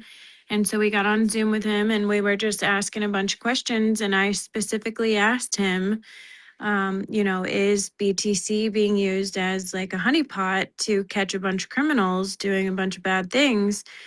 And Kurt said yes. So I don't know how that'll play out in the long term, or if this documentary that's coming will have some information, connecting some more of the dots. But I mean, it's a perfect tool for Craig to have deployed, if he is who he has made himself out to be, that he's worked with all these agencies to take down all these criminals. And it'd be perfect then to deploy this and make people think it's an anonymous way to transact, to do all these nefarious things. And then, 10, 15 years later, now there's an immutable record of all these crimes that can be used to go back and indict a whole bunch of people and take down a lot of the cabal. So we'll see how it plays out, but that's what I'm holding out, hoping is going to happen. Justice. So, I mean, I wanted to find out what I put a video out yesterday. It was super, I'm one of these, sensational titles, and I was almost like hesitant to put it out, but I had to put it out there. And it said, oh, something about like $30 million a month, Craig Wright funding Bitcoins, saving Bitcoin. And I got that from Kate, and I thought, it's totally a sensationalist title, but I broke it down in the video that I was like, well, here's just what I heard. It's hearsay. It's from me, from Craig to her to me. I don't know if it's true. It's hearsay, but that's what I was told. And I'm just wondering if anybody has any comments on that. If you guys think that's because I've always heard that, oh, Craig doesn't have any money. I've been hearing that for years. He doesn't have any money. And so it seems like that may not have been true, but I'm just wondering if anybody has any comments on that. Who's funding that operation? Who's funding Teranode? Who's putting all the money up? Is it,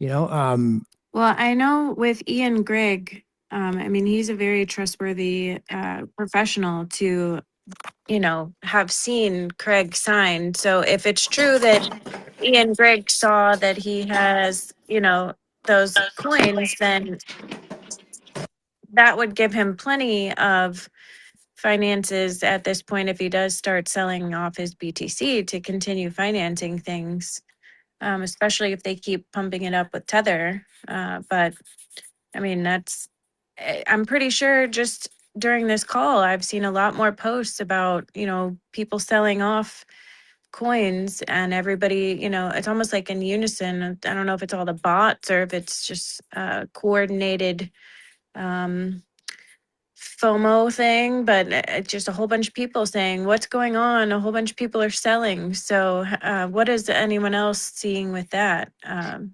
well, here's the video. I put former Fox News journalist Kate Mosso reveals Craig Wright is spending $30 million a month on Bitcoin development and says he'll go bankrupt before the end of the original vision. So then I had this AI meme on there. It was really, really, really a great title. So it looks like it did. A lot of people watched it. So, and yeah, so I just thought that was funny. I'm sorry for getting that out there, Kate. I hope I didn't blow your cover, but you said it was off the record. It wasn't. It was a off the record topic. So I thought, oh, screw it. I'll just share it. Yeah, no, can you guys hear me? Yeah. Okay, so yeah, no, Gavin, I think it's okay. I explained this earlier, and it's like, so usually you want two reliable sources to relay information to, really consider it from a journalistic standpoint. I keep saying that.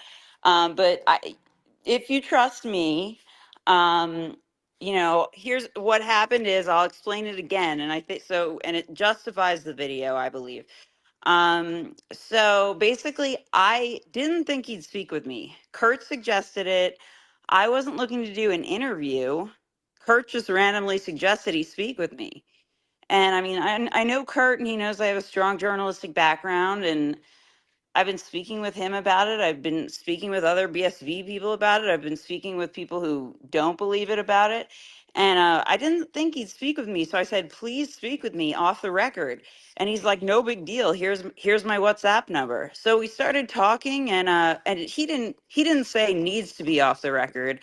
um, we started talking, and I had no idea he'd talk to me, and I didn't want to waste time for that opportunity to get to speak with him and get some insight, and really for my information, sort of make kind of a judgment call. Like, you can't tell, if you can't get inside someone's head and tell if they're lying, but like their demeanor does say a lot sometimes. So I just wanted the opportunity to speak to him. And not only did I get, I jumped on it as fast as I could. I called him immediately. It was night for me, it was morning for him. And we talked, and I wasn't looking to question him. I wasn't looking to record it. Now I kind of wish I had.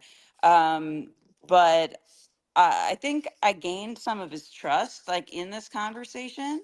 And back to the $30 million thing, that here, what he said, I think it's accurate. And this is like according to him, and then it's according to me, right? So you can trust me or not.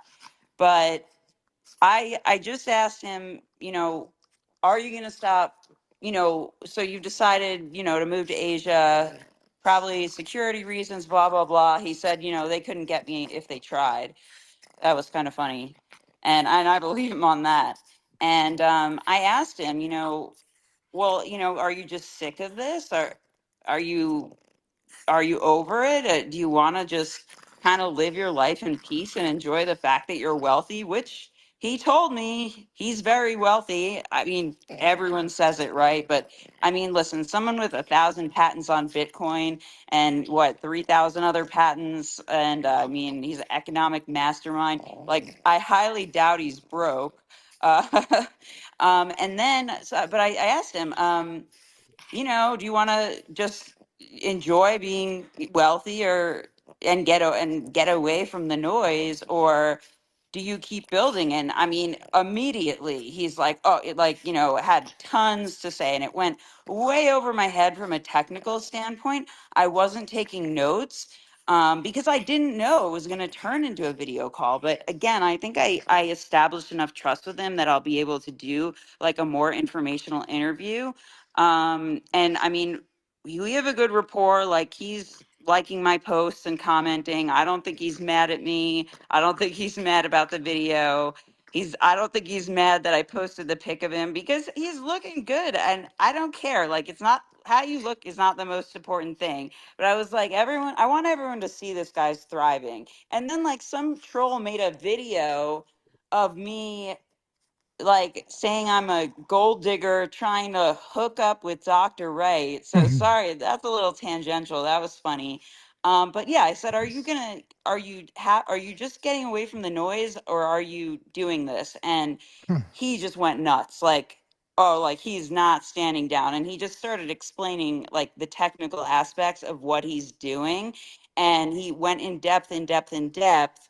And I wish I could have recorded it for you guys, but I think listen, if you talk to me, he'll talk. Like, he'll talk on a recording and we'll be able to find that out probably pretty soon.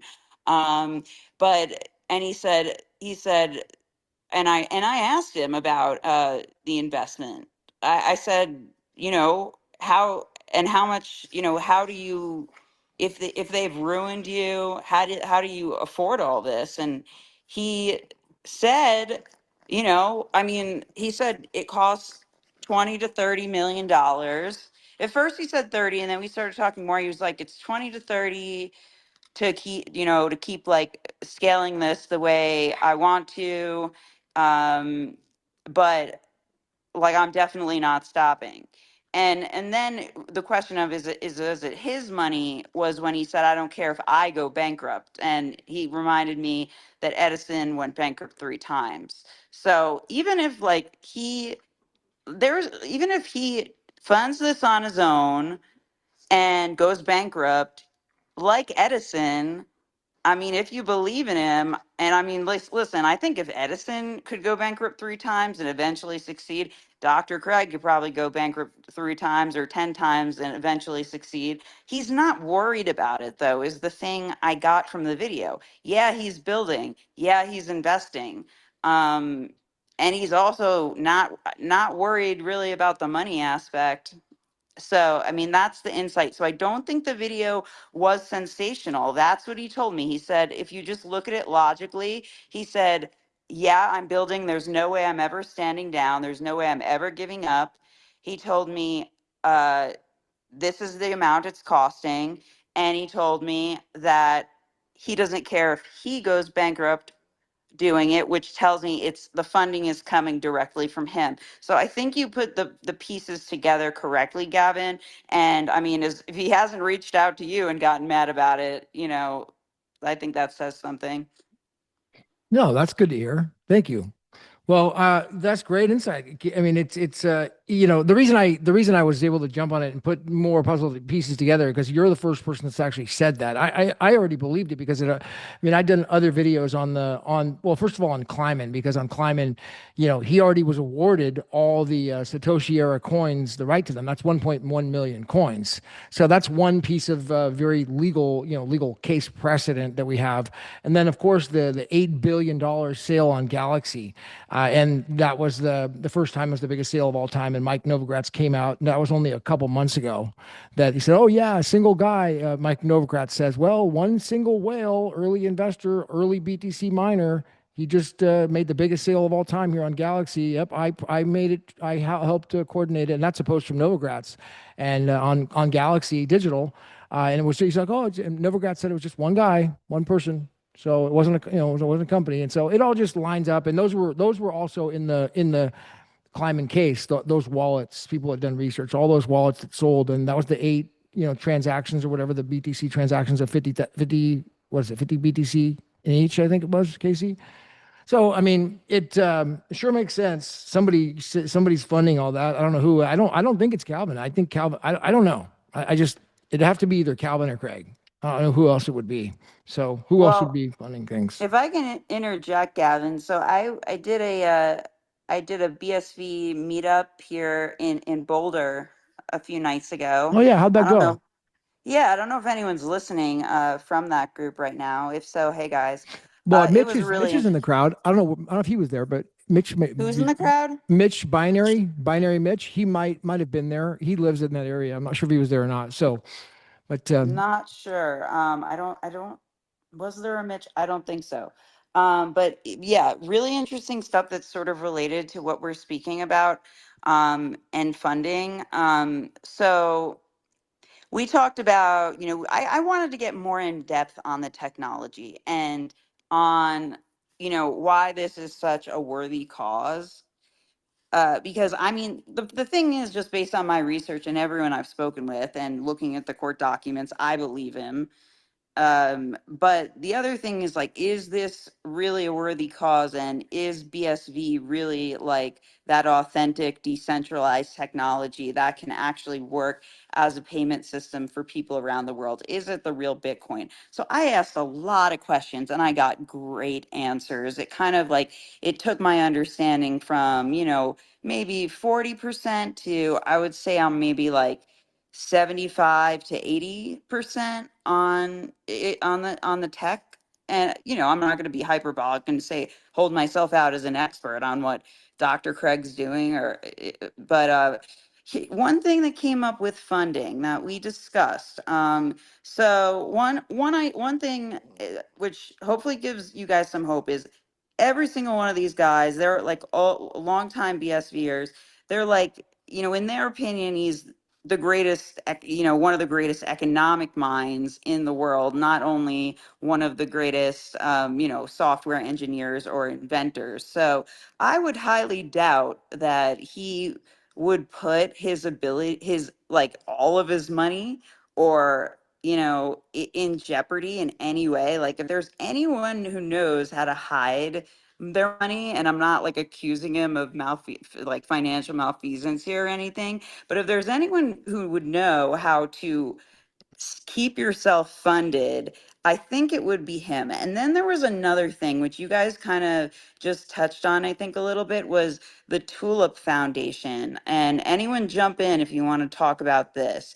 And I mean, I know everyone makes this argument that, well, if he is Satoshi, just transfer some of the coins from the Tulip Foundation. And this is where, so there were about 6 of us, and so the Tulip Foundation holds the Satoshi fortune, the 1.1 million Bitcoin, which, everyone says, well, if he has it, he move some of the coins and prove it. Um, and the reality is that the Tulip Foundation has a board of trustees who can control it. But also, on the other hand, we started discussing game theory. And I just asked this question: do you think he is a strategist? I mean, do you think he's playing the long game? And everyone agreed with that. right? They think he's playing the long game. But here's where, 5 of us agreed and one person played devil's advocate, or, just disagreed. So does he hold the key to the Satoshi fortune? Yeah, there's this Tulip Foundation that may try to block him, but at the end of the day, he's like the beneficiary, right? So, is he just kind of holding on to it to play the long game because he kind of maybe suspected this could happen? Um, or does he not have the Satoshi fortune? Or did he just, and this is the one person who disagreed. Everyone thought, like, yeah, it's definitely him, and he probably holds it. Like, he definitely is like the person who's entitled to it. But one person in the group, who was it? I forget. He I said saw this. Brett was there. I saw Archie there. I saw Zach. Um, no, it wasn't Zach. It might have been Zach. I don't know. Wears glasses but not long dark Zach. hair. Zach. It was Zach. So Zach strongly disagrees that he's holding on to the Satoshi fortune because he believes that when he stomped the hard drive he stomped the hard drive that held the key in 2014 when he tried to, destroy a bunch of stuff so he couldn't be tracked down. And everyone was like, and everyone was like, okay, well, maybe, if you destroy a hard drive, is it lost? And then I said, okay, you have a moment, you destroy a hard drive, you stomp a hard drive. Can't anything be recoverable? And actually, this is where, and these guys are like, developers and have been in this space forever. This is where there was a little disagreement. Probably 4 out of the 6 agreed that anything's recoverable, even in the case, even if you put something on a hard drive and you try to just, you physically destroy it. I mean, and this was me coming from not understanding this, but I just had this thing popped in my head. Can't anything be, I think anything can be recoverable if you're on that level of, if you're at that level of engineering, like it came from somewhere, you put it on the hard drive. Can't anything be recoverable, even if the hard drive was restored? And 4 of them said yes. So, I mean, that, I don't know if this is interesting to anyone or if I'm rambling here, but I don't know. What do you guys think? If he just physically destroyed a hard drive that contained the key to the Satoshi fortune, could it be recovered? And also, do you think that Dr. Craig, and I know this is all like conjecture, we're just kind of talking about him and his personality and what we think of him. Do you think Dr. Craig would really not hide, would really actually destroy it, not hide it? I don't think he would. You have a moment and stomp something if that happened, which many people say it did. That's one thing, but no, I think it would be hidden somewhere. I don't know. If this is too much, let me know, but would love Yeah. insight because Let me it's really interesting to me. give you an exactly path forward on how to recover that. First of all, in a minute. But before I do that, the way that the reason that Tulip Trust and how it was set up. So you got Kleiman and Greg, and this is according to the court case. This is not my opinion. This is according to the court case. You got Kleiman and Craig that set up the Tulip Trust in the early days. This was the Satoshi era coins that went into a trust, and there's 8 trustees involved. And then this was to be distributed out and then not revealed until 2020. 2020 on a certain month. So it was like 9 years or whatever forward, or, they were going to wait. So during the period where he supposedly stomped the hard drive, that was in a period where the Tulip Trust was completely, off limits at that time. It wasn't accessible at that time. It had a period where it was going to mature, and it was, I think, 2020 was the mature date. So this is during Kleiman that it was maturing, and this came out in the Kleiman trial. And then, of course, the famous where they wanted to bring in this guy. It's called anyways, they wanted to bring this guy in where he's supposed to come in with the keys what was that thing called, Casey? The famous guy in the climate, he was going to come in and show the keys. The bonded courier. The bonded courier was going to come in so what happened was is during discovery, Craig was ordered to produce this bonded courier. Now, this is on a motion hearing. So the claimant side saying Craig needs to produce this evidence. He says, no, I don't want to. And then they go to the judge, and the judge says, you have to produce this. And he says, I don't want to.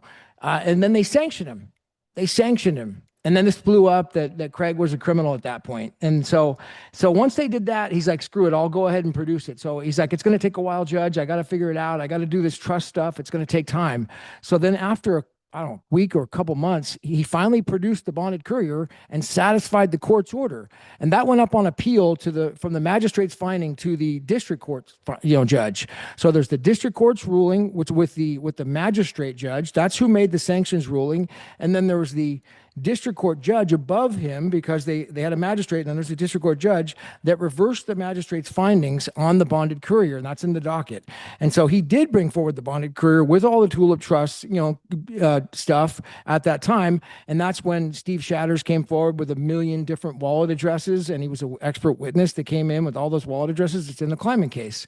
So to talk a little bit about the Tulip Trust site, that's the background on that. Now, how would you recover those keys if they were in there? It's pretty simple now. At this point, I really don't have to say this anymore. I used to always be concerned, but I mean, as a freaking dude, I'm a really, I'd say a scholar for sure on this stuff in the way of the legal side. And so what I would do is I would do a simple 1060 action, which is a declaratory relief action or declaratory judgment action in, whatever state I'm in my case, California. And I would get the judge to declare that I have the right to those coins, they're mine. And I have to prove that they're mine. I bought them on this exchange. Here's my identity. Here's my KYC that I did, or I put in the money from fiat to this at this time. Okay. And the judge would declare it. There would be no other, probably adverse party. If there was, that was fine. I'd publish it in the newspaper because I'd sue everybody on a quiet title action or a 1060 action, declaratory relief. And if nobody comes forward to challenge me, then I would get a default judgment, in favor of myself. And then I would bring that over to the new standard over there in Switzerland, which is the new standard that they have, where you can bring in the court ruling, and they will look at it. And they'll put it into a quasi arbitration proceeding inside of Switzerland, and that arbitration proceeding, basically will then, if it's ruled on, that you have a judge's, legal judge's order saying those are your keys, you lost them, nobody came forward, you got a judgment against it. Then that judgment, that arbitration proceeding there in Switzerland will send a message to the miners. It's an SOS message. Hey, miners, SOS, we got a ruling from this judge here. Here's a transaction we'd like you to broadcast. Now the miners can then decide, yeah, we want to broadcast it, or we don't want to. But that's how the NAR. It's called the NAR and the DAR. That's how they were set up. That's how I would do it if they were truly lost. And it could be satisfied that way. So it looks like people have their hands up. So David, I invited you up because I know you have some info on this. If you want to go ahead next. David Case is like a legend, dude. This guy is like freaking amazing, dude. I mean, I'm in awe. Looks like he's on mute, but we'd love to hear from you. Me too. We're not hearing your audio, David. David's from I think he's originally from Michigan, but I believe he's in Florida now. I believe, but he did the. Can you guys hear me now? Yes. All right. I am still in Michigan, born and raised. So I think the one thing I wanted to just react to was the question of, would he actually destroy keys? Craig spoke at the Seoul CoinGeek conference in 2019, and they did like this fireside chat thing between Jimmy and him. And he got into some of the like real guilt and ownership that he felt for kind of the fentanyl epidemic in the world, and he was getting emotional in front of hundreds of people about this. It was very, very believable and touching. So I guess I don't want to discount that. Yeah, he might have burned coins, because it was. I think he kind of thought that he ruined the world. And then secondly, on the are they spending, or is someone spending $30 million a month? I would be surprised if it's at that level, but it is a lot. And especially when they were doing like the million transactions per second tests and things like that. Like that was millions of dollars of servers. That I know for a fact. So, and there's a lot of development effort going in a lot of ways, and BSVA is funding a lot of stuff. And 30 million seems like a lot to me, but it's a lot. Yeah. So David, so for like AWS servers running 1 million transactions a month on a test net or whatever a day on a test net. So like you're saying that does cost a ton. I'm saying and I don't know this firsthand. I've never seen any receipts, but I've heard from people very close that it was certainly in the millions of dollars a month to run the testnet on AWS. Right. Not the testnet, the million transactions per second tests. Right. And that's been ongoing for a long time, right? So now, no, that's only goes in like little blips and blops here and there. That's not a constantly running thing. Teranode testnet is constantly running, and there are Teranodes on mainnet and testnet. But the big capacity test is only run every now and then when they're got something to test. now is it going to be an ongoing cost in your opinion that they're going to have to spend that every month going forward? I don't know about who they is necessarily. The tools are out there now and are very easy to play with, and I've been blown away at how simply things kind of connect together in the Teranode world. But there's no doubt that there's some issues, and there's going to be a refinement that needs to be done for quite a while. But then once there gets to be any sort of adoption and real investment that people are depending on the chain, there's going to start being a market for development, I think, quite soon. I mean, we've already got different parties that are plugging in and actually contributing code just to BSVA for various pieces of the infrastructure that we find that are needed, and they get filled out, and things are moving very fast right now. Lightning fast. Yeah. Yeah, I'll add to what, I can tell you guys from my conversation is, yeah, it's millions of dollars every single month. He said 20 to first he started with 30 million a month. Then he said it's 20 to 30 million per month. If that clears anything up for anyone. But yeah, I mean, it's a substantial amount of money. Wow. I see On the Dagon's in other, the crowd too. If you want to come up, yeah. Dagon, feel free to. Go ahead, Kate. Yeah. Oh no, on the other hand though, I mean, like, hey, I'm just trying to I don't want to like bum anyone out, so but and I'm not actually about to bum you out. This is positive. I just wanted to add that although it's like 20 to 30 million a month, and he kept bringing up cloud space as being a big part of it, Yeah. which I That's still don't understand. AWS. So Amazon Yeah. Web Servers is what they're running Teranode on. Okay. So yeah, cloud space was like the main, he's like that's the most expensive part of it. Um yeah, 20 to 30 million dollars a month, but he's definitely not like he's getting the money for it, and he's doing it according to him. So if you believe me and you believe him, then that is what's happening. And furthermore, just in terms of funding, there is, and I have like a full reporter pad of notes that I'm going to go hunt around my house for right now. But there's a third billionaire investing. I don't know if you guys have heard Ron about this. Tater. Who's that? Ron Tater is another one. I don't think that Is it was him? the name, but yeah, it was Calvin. I know has been an investor is still an investor. I don't think that was the name, Gavin. So someone else speak while I search around for my Yeah, pet. Ron Tater is definitely one of them. I'll go to Crypto Voyager. He's got his hand up patiently. Thank you, Crypto Voyager. Yeah, I just wanted to say that Craig was the one actually with Dave Kleiman to write the paper on how to safely destroy data just by software, just by writing on it once. The DoD says you have to write on it 20 times, and Craig and Dave basically showed that you only have to write on once. That basically means that if Craig wanted to delete data, he's the person that can actually, that knows that it is deleted. That's one. And if you shred a hard drive, then it's shredded. If you kick on it with your foot, then, well, yeah, obviously not. But if he wanted those keys gone physically, those keys are gone physically.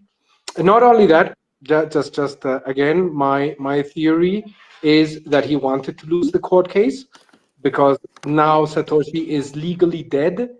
Well, or let's put it this way: no other person is close to being Satoshi, and the person that is Satoshi is legally not existent. He's the only person not allowed to say that he's Satoshi. So that's one. And on the shadows list, we still have that tidbit that somebody else used the signing algorithm, and I'm using that term, used the signing algorithm to say that Craig Wright is not the holder of these keys, and some other stuff that he wrote, that person wrote. Obviously, they didn't sign, as Craig likes to say, sign because no identity was attached.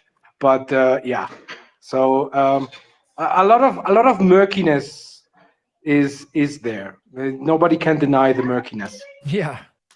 Craig Mason. Oh yeah. That's a great segue about Craig planning some of this stuff, because you guys are talking about game theory and whether Craig was playing the long game. And I just wanted to share this old tweet from Craig's original Twitter account, Prof Faustus. I'm sure I've read it. I'm sure you've heard me read it, Gavin, and probably most people have heard me point this out. But especially for Kate's benefit, who may not have. I'm gonna pull it up, but Thanks. where do I find it on your profile, or can you retweet it right now so I can see it on your profile? Yeah, I'll tweet it right now, and I'll pull it up on the screen. Yeah. But yeah, hold on. I'm just pulling up the picture here. I can't talk and chew gum at the same time here. Okay, I just posted it. But so this post, I don't have the date because the date's cut off on it, but I know it's a real post, and it's from Craig's original Twitter account, Prof Faustus, in probably approximately 2018, I would guess. Oh shoot, I posted the wrong one. That's not the one. I had two of them screenshotted here. I'm going to repost the other one. But this is from back before Craig got that account banned somehow. And, he had Dr. Craig S. Wright account after that, and now he's on CS Tominaga. But this one is, okay, I just posted it. It says, feign madness, but keep your balance. Hide behind the mask of a fool, a drunk, or a madman to create confusion about your intentions and Yep, motivations. that came up. Oh, really? That came up in your talk with Craig? No, that didn't come up in my talk.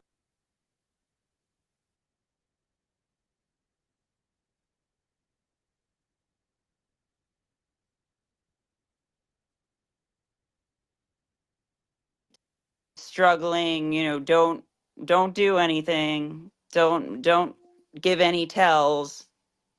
And I think he's just a cryptic person in general. I mean, yeah, he's a cryptographer, but also, I mean, it's just kind of like who he is.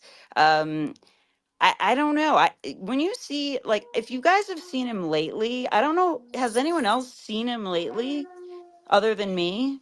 Like, Yeah, he's if posted like some pictures he's posted some and some pictures. videos too. Yeah.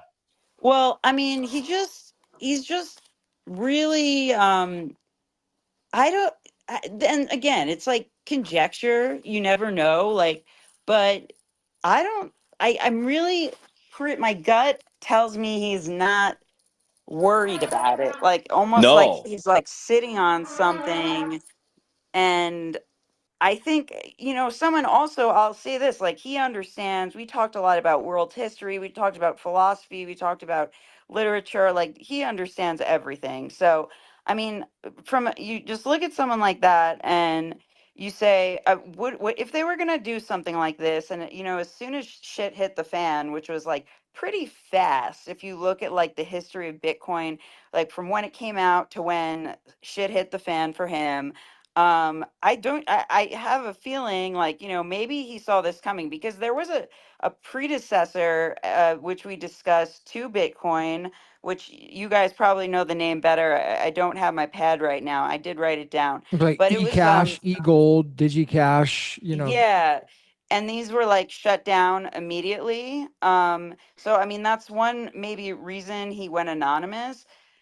Probably the obvious reason he tried to remain anonymous. But I think that, it's like you do all this and you cover your tracks pretty darn well. Uh to the point that people can make this like all these legal battles and make all these strong arguments, like, or they appear to be strong arguments that it's not him. I think that he would have being like with his level of understanding of everything. I think he probably had a plan A and a plan B, maybe a plan C, maybe A through Z of what does he do in different situations. Now, I mean, them finding, this email address, him disappearing, all that stuff. I think he could think around it, and I think that, you know, um, that I just kind of it's weird to say like you believe in someone you just met, you just started learning about. But I don't know. What do you guys think Sounds like we about? got some major coping going on here. Craig, what do you think, buddy? Is this Yeah. Is Yeah, long game strategist, did he think of this? Would he have thought of this? I mean, I think most people would have had a plan A, plan B, etc.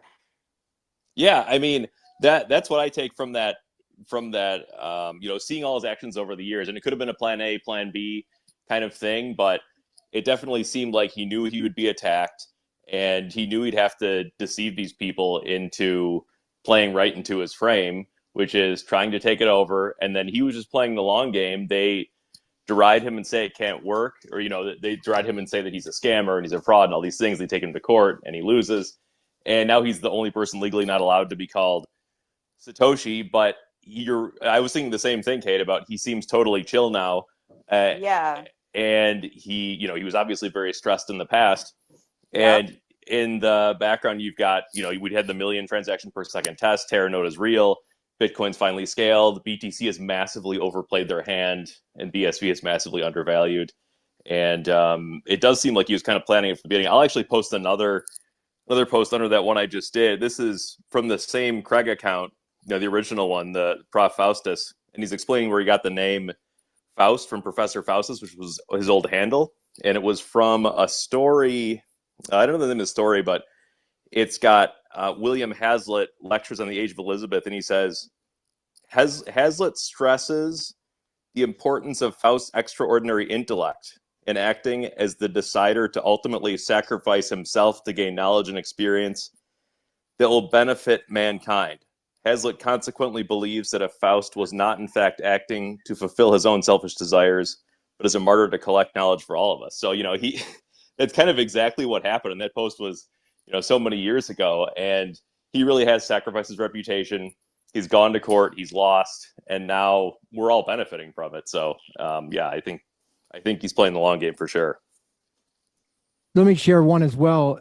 Before we go to you, Mark, I see you're up on stage too, and I see Brett's in the crowd too, and anybody else who wants to jump up here. And that was an old post that you used to post on back in the day. Casey just shared it with me. It's I'll see if I could post it myself right now.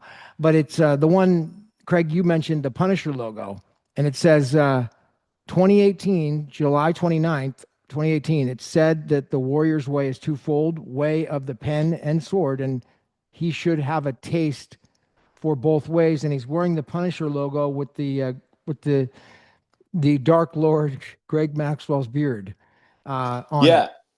Yeah, that's actually a separate. The Punisher logo picture and that post are actually not directly related in that they were posted at the same time, but they're from a combination of things that link back to all of the Q posts. I don't know if you've gone down the Q rabbit hole, Kate, but it's interesting.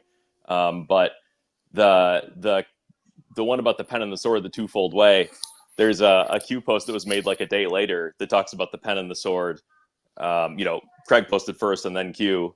or maybe I don't know. It might have been the other way around. Maybe Craig was acknowledging Q. If they're related, I don't know. But the funny thing is about the Q post is that common sense in Washington are all capitalized. The only capitalized letter in that sentence, which is CSW in that order, which is an interesting coincidence. There's a lot of coincidences to tie back to. That's a whole different these story. aren't coincidences. I mean, I would say at that time, Yeah. I mean, at that time, in 2018, when I saw this stuff, yeah, I would think maybe coincidences, but we're way past that now, we're way past. Yeah, I totally agree. Yeah.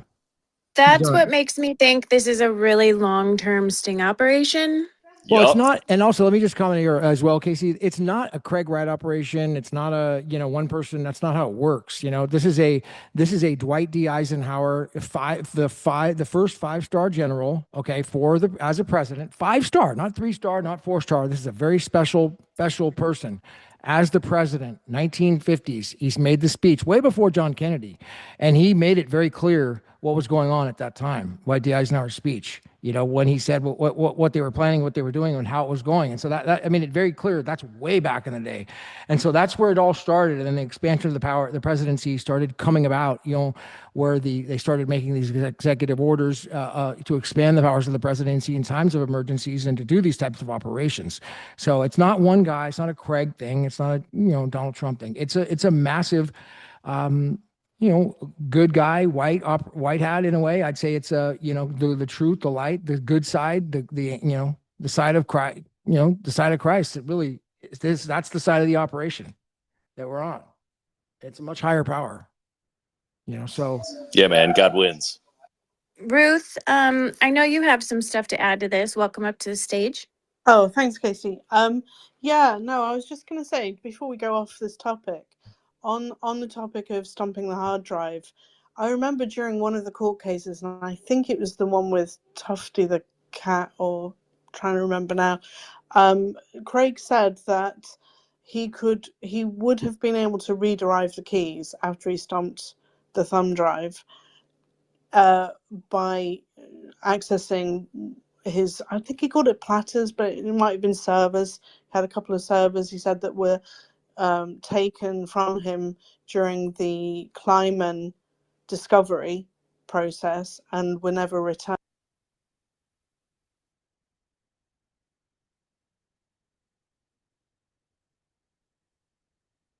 That he could have accessed, but they took his computers away and never gave them back, and that was why he was, having difficulty, accessing, I don't know, whatever Bitcoin he's got. But whether that's, I'm remembering that correctly or incorrectly, I couldn't exactly say, but that's one thing I remember hearing him say, and I think it was during the Norway trial that he said it, but I could be wrong because I've watched so many of these live feeds from the trials now. They all merge together a bit. Yeah, Anybody Mark else have anything else? Ruth, Mark, he's in the crowd now. He was up on the stage a minute ago. He's done some great spaces where he was replaying some of those trials, and he has a really good background on the nuances between Norway and all these different things that were said. So if you want to come on, Mark, feel free to, or anybody else. Who do we have up now, Casey? Somebody, and maybe. If you're still up, Ruth, maybe we can ask you as well about your book. I had a question about how you were able to do the new book. Did you self-publish that thing on your own, or was it? Yeah, you did. Yeah, no, I'm a big DIYer, so yeah, no, I just I figure out how to do it and do it. Yeah. So, if somebody were to want to follow your lead, did you where did you figure that out at? You just chat GBT, start doing research? I mean, is that what you did, or? Well, I mean, probably exactly what you'd imagine. I watched a lot of videos on YouTube about other people who self-publish and things like that. To get to the one of the hardest parts is making the EPUB, which is the actual digital book, and I used a website called Digital to Print to make that EPUB up, but and they let you do it for free on there, so that handy tip for you. But as far as publishing to Amazon and the other kind of places, you can, Digital to Print will supply it to lots of other platforms, but you submit it to Amazon, generally speaking, directly. But it's not ultra hard.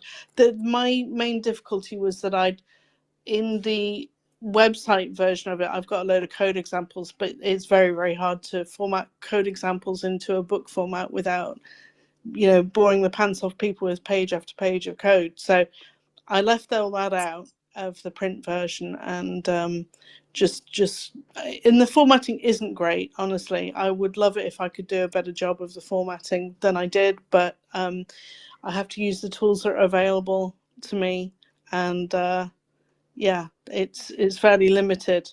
Making EPUBs, there aren't a lot of tools for it, honestly. I mean, what would you say is the cliff notes on the AI Bitcoin revolution for people to get excited about?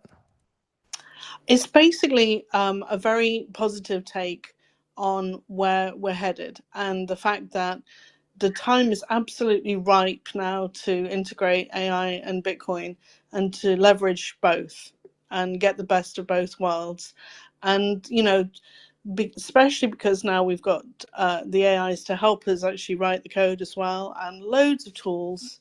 The BSVA and loads of others have supplied absolutely loads of tools.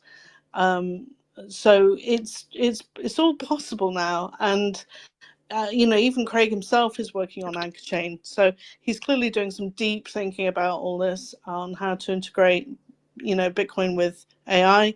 And I think it's only a matter of time before he comes up with a really valid working prototype, I imagine, knowing him. So, and in the meantime, many different business models and ways of integrating the two will Yep, Aiden. elevate both, and make them both much, much more powerful.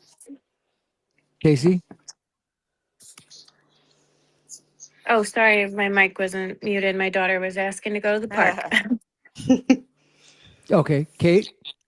Yeah, if anyone, I mean, Gavin, you go, but if not, I have something to bring up because I see Brett in the chat. Yeah, Brett, welcome to the stage. Thanks for joining us. Hey, thanks for having me, So, everyone. hey, Brett, good to see you. So something like first I'll touch on something Ruth said. So, I mean, if you may have seen that Craig's post on AI, I think it was from last night or maybe a day ago, and it was a really kind of like inspirational post on what the future of AI will be. I mean, you'd have to go read it back. Go check it out. Really interesting stuff, and it's kind of seems like the ethical way for AI. Really interesting. Check that out. Because Brett is here, I just wanted to bring this up. So we had a discussion about when does the market crash, and we had a little, and I have no opinion. It was news to me. Again, I'm new. But we talked about when does the market crash, and maybe BSV goes down with it, and then it comes back, and maybe this is a reason. Craig doesn't want to be Satoshi Nakamoto, and maybe I don't know, goes into hiding again. I have no idea. Or maybe he just now, like, he's out and he's proud, and he just, once the whole thing crashes, we need to use the whatever chain has utility, and then everything else is gone, and BSV is still there with the utility to do what Bitcoin was originally meant to do.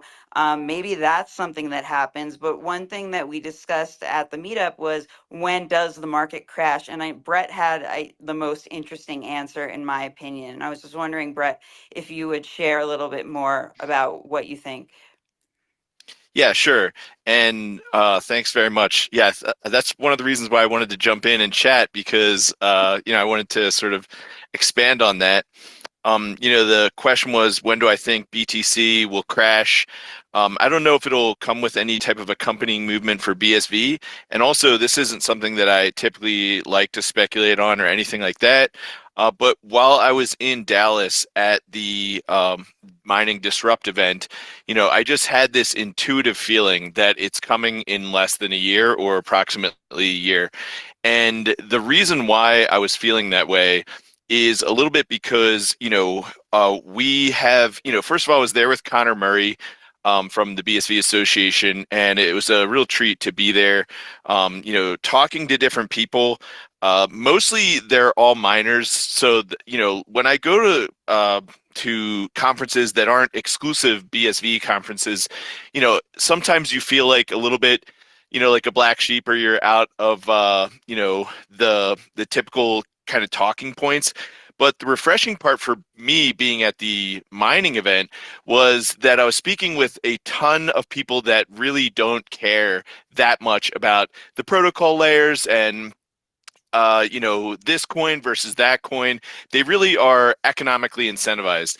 And probably the most revelatory moment for me, we were talking with a company that's about to go public. They're called Ionic. They're a mining company. And, they were telling us that they're about to go to their IPO, that they have a board of directors, that they, are white-haired board of directors. And, the best way for us to get in with them as the BSV Association is to, structure our communication to them, understanding that they're not the technical people. They're the white-haired people that are going to be making decisions based on economic incentives. And that was, we've been doing all of this work within Bitcoin to scale it, as Satoshi originally envisioned. And, sometimes it gets lost on you because you're just noses down to the grindstone. You're working so hard to achieve this. But, as I was saying to Connor Murray, we're doing this for them, for the miners. It's like, imagine, like a little bit sort of like Elon Musk, where he imagines, okay, let's colonize Mars just in case things go wrong on Earth, right?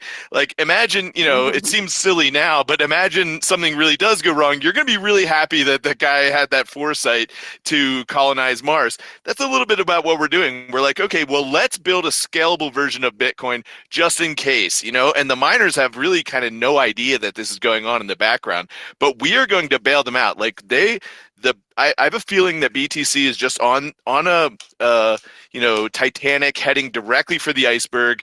And, we have been building these life rafts, and it's not to congratulate ourselves or pat ourselves on the back or say, wow, we finally did it. We achieved what Satoshi always said was possible. But really, it's about, implementing this system in an economic way.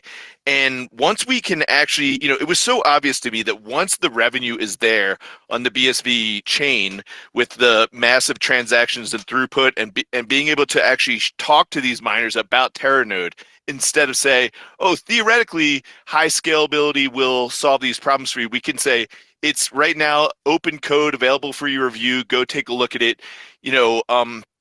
It was so obvious to me that the way to win this war is actually just economics, and making the economic incentives more viable to be on BSV. And we've always known that. Everyone that's in this call knows that.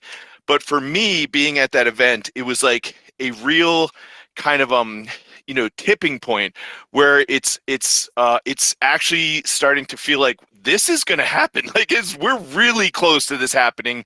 And, I think Teranode is a huge part of that, but just, expanding, building business solutions, and especially touching on the AI model that you were talking about, Kate, it's really about, we're seeing the economic incentive for machine-to-machine communications, for data authentication.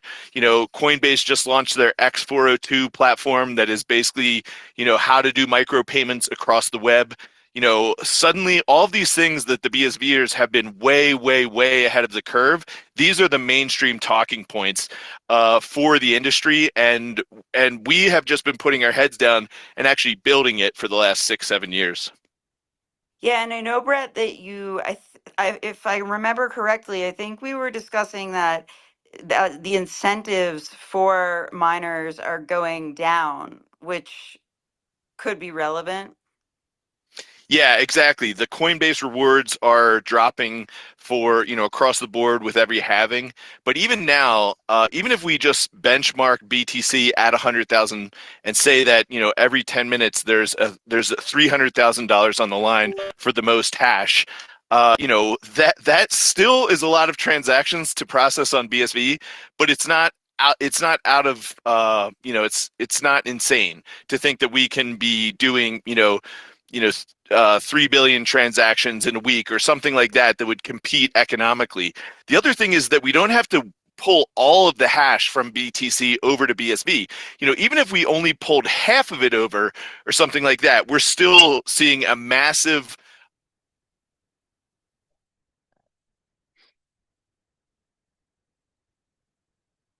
has no utility value. So as the hash starts to leave the chain, basically it Right. becomes susceptible to attacks. It becomes vulnerable, and suddenly their talking point as just, oh, it's a store of value. That, like, no one would put a store of value on in a bank vault where there was no guards and it wasn't being protected, right? Store of value, it sort of implies that it needs to be protected and secure.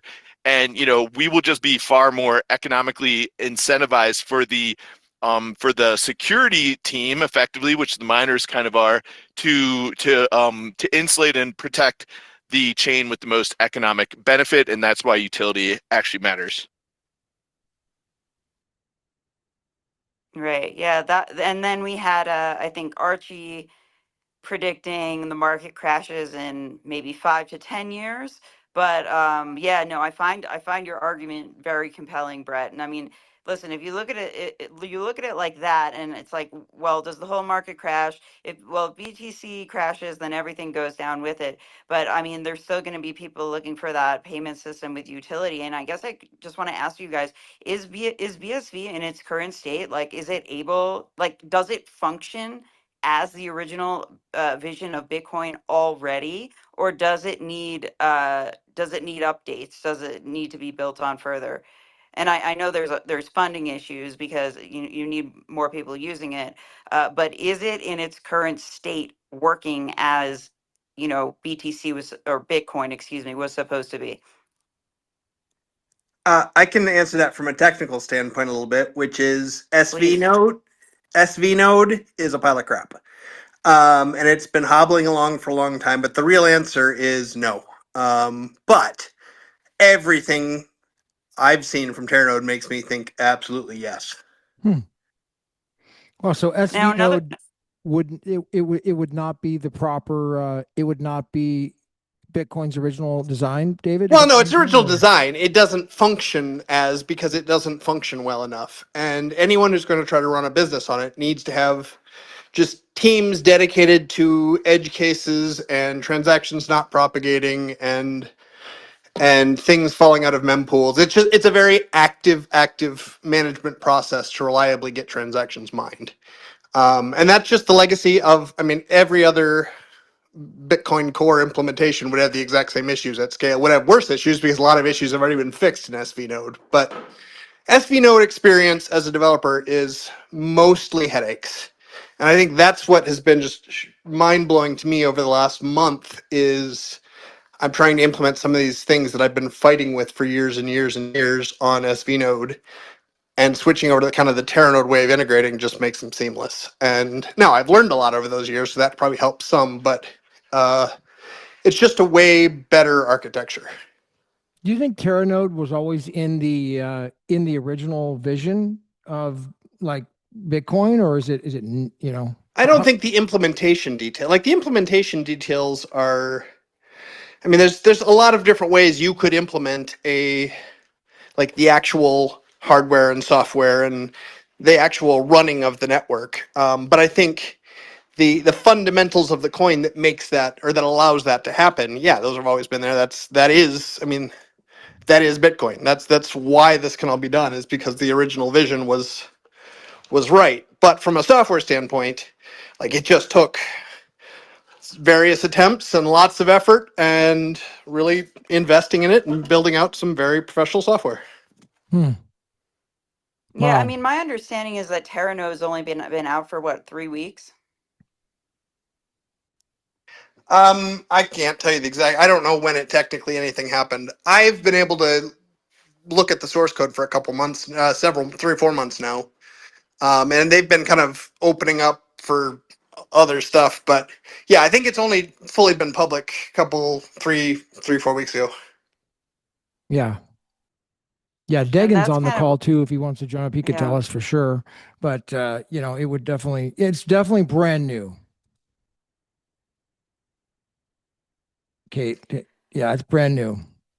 The reason I asked about, can it, I mean, when I say the original vision of Bitcoin, I'm saying like it needs to be a payment system that can move fast enough and have enough transactions per second for it to be the single payment system worldwide. And I'm just wondering if, maybe I'm misunderstanding, but like what I'm understanding is that Teranode enables that. And I'm wondering, like, has it been put into action? Tell me if I'm wrong, may explain more to me if anyone is interested. So I guess just my little take on that is th- what Bitcoin always was, always enabled this to happen. But there has not been a node implementation that could allow Bitcoin to happen. So at this very instant in BSV, yes, it will work, but you're going to have to build up all the new tooling and plug into all the new stuff. 6 months or a year from now, you don't got to do that. We will have already done, me and lots of other people working our own this stuff, building out the infrastructure, plugging in, um, yeah, but yes, you can right now, but you still have to kind of be technical and know what you're doing and figure out how to plug into it. Well, and isn't that what we're waiting on with all the interoperability stuff with BRC 100 and all the different opcodes that Project Babbage has been working on? Y- yeah, that and overlays and it's kind of the whole vision. And I don't know if Degan did want to pop up. He could probably pitch that a whole lot better than I can. But yeah, it's all that. It's everything. It's having, and I guess that's what I'm saying is we're getting to the point that it's there. And like even the Project Babbage stuff, you can absolutely get up and running on it and do the things that it has been built for right now. I have no idea if their broadcast infrastructure is plugged into Teranode yet. I don't know that anyone's is. I'm working on building stuff to enable that a mechanism for users to broadcast into the Teranode world. There's a lot of these little pieces that I assume Babbage's stuff is probably still going through SV Node. But yeah, you can start building on that, and they're going to build some tool that'll help that plug into another one of the pieces. And I'm building this thing that's going to allow them to broadcast into it. And I'm working on stuff for yours wallet that will allow it to communicate with their wallets. And like all this stuff is just kind of coming together. But right now, it's there. It's just very raw. And before I go to Raph, I want to go to Degan. But Degan, Kate, can you ask that question again now that we have Degan on stage? Yeah, my question is this: it just is the and Brett touched on this. I mean, you need utility. I mean, this is something that's essential for this to actually the whole concept of the single worldwide payment system to happen is you need it to move fast enough, right? So and my question was just does Teranode move fast enough for this to I mean, first, I mean, I think we just discussed has it been implemented, but does it allow it to move fast enough to satisfy that requirement of being a worldwide single payment system for 8 billion people in the world? Yes, because you're not going to have that happen overnight, right? That's going to be a gradual adoption thing. Maybe even if you're thinking globally, perhaps one nation starts first and then it starts to spread from there. And I suspect that the nation that starts first will be, nations that have issues with their local currency and payment systems as it is today, rather than, the Western world in which we all live.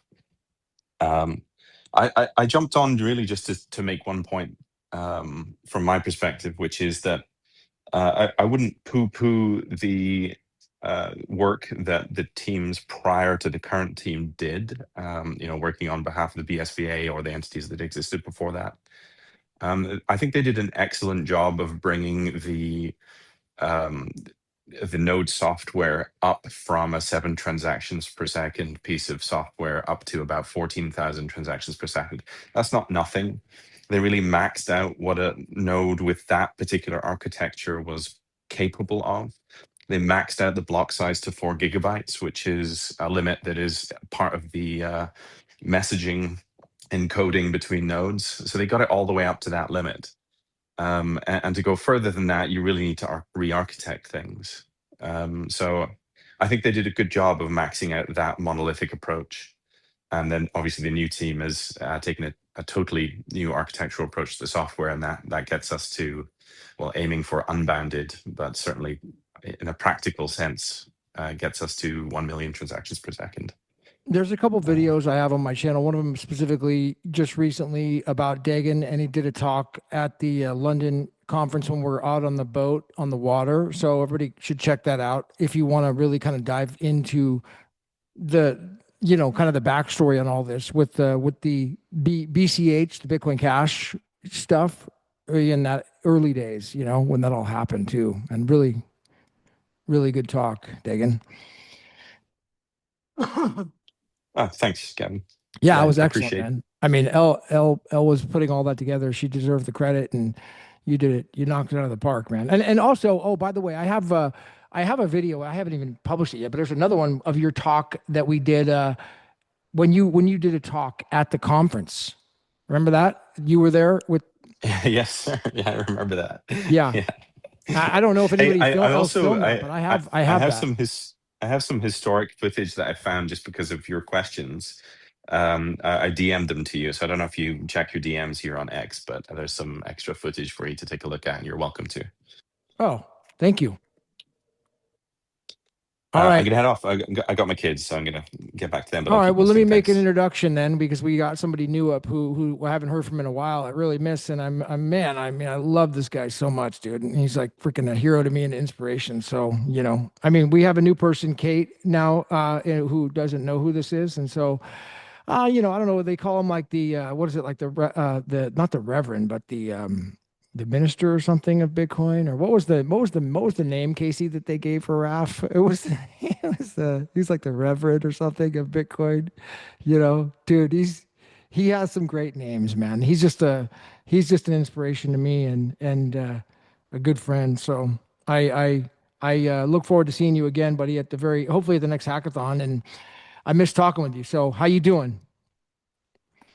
Hey, what's up, Gavin? Great to hear from you.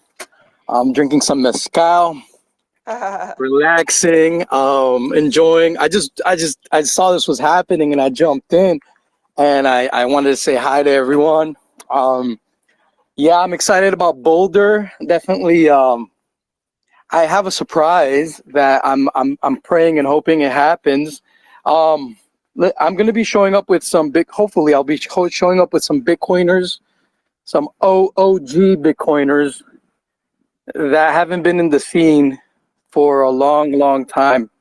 Like incredible Bitcoiners. I'm talking about like incredible Bitcoiners, big blockers that have kind of left the scene because, you know, they just went off to do other things. But Lord willing, I'll be showing up with them in Boulder. So yeah, I'm excited.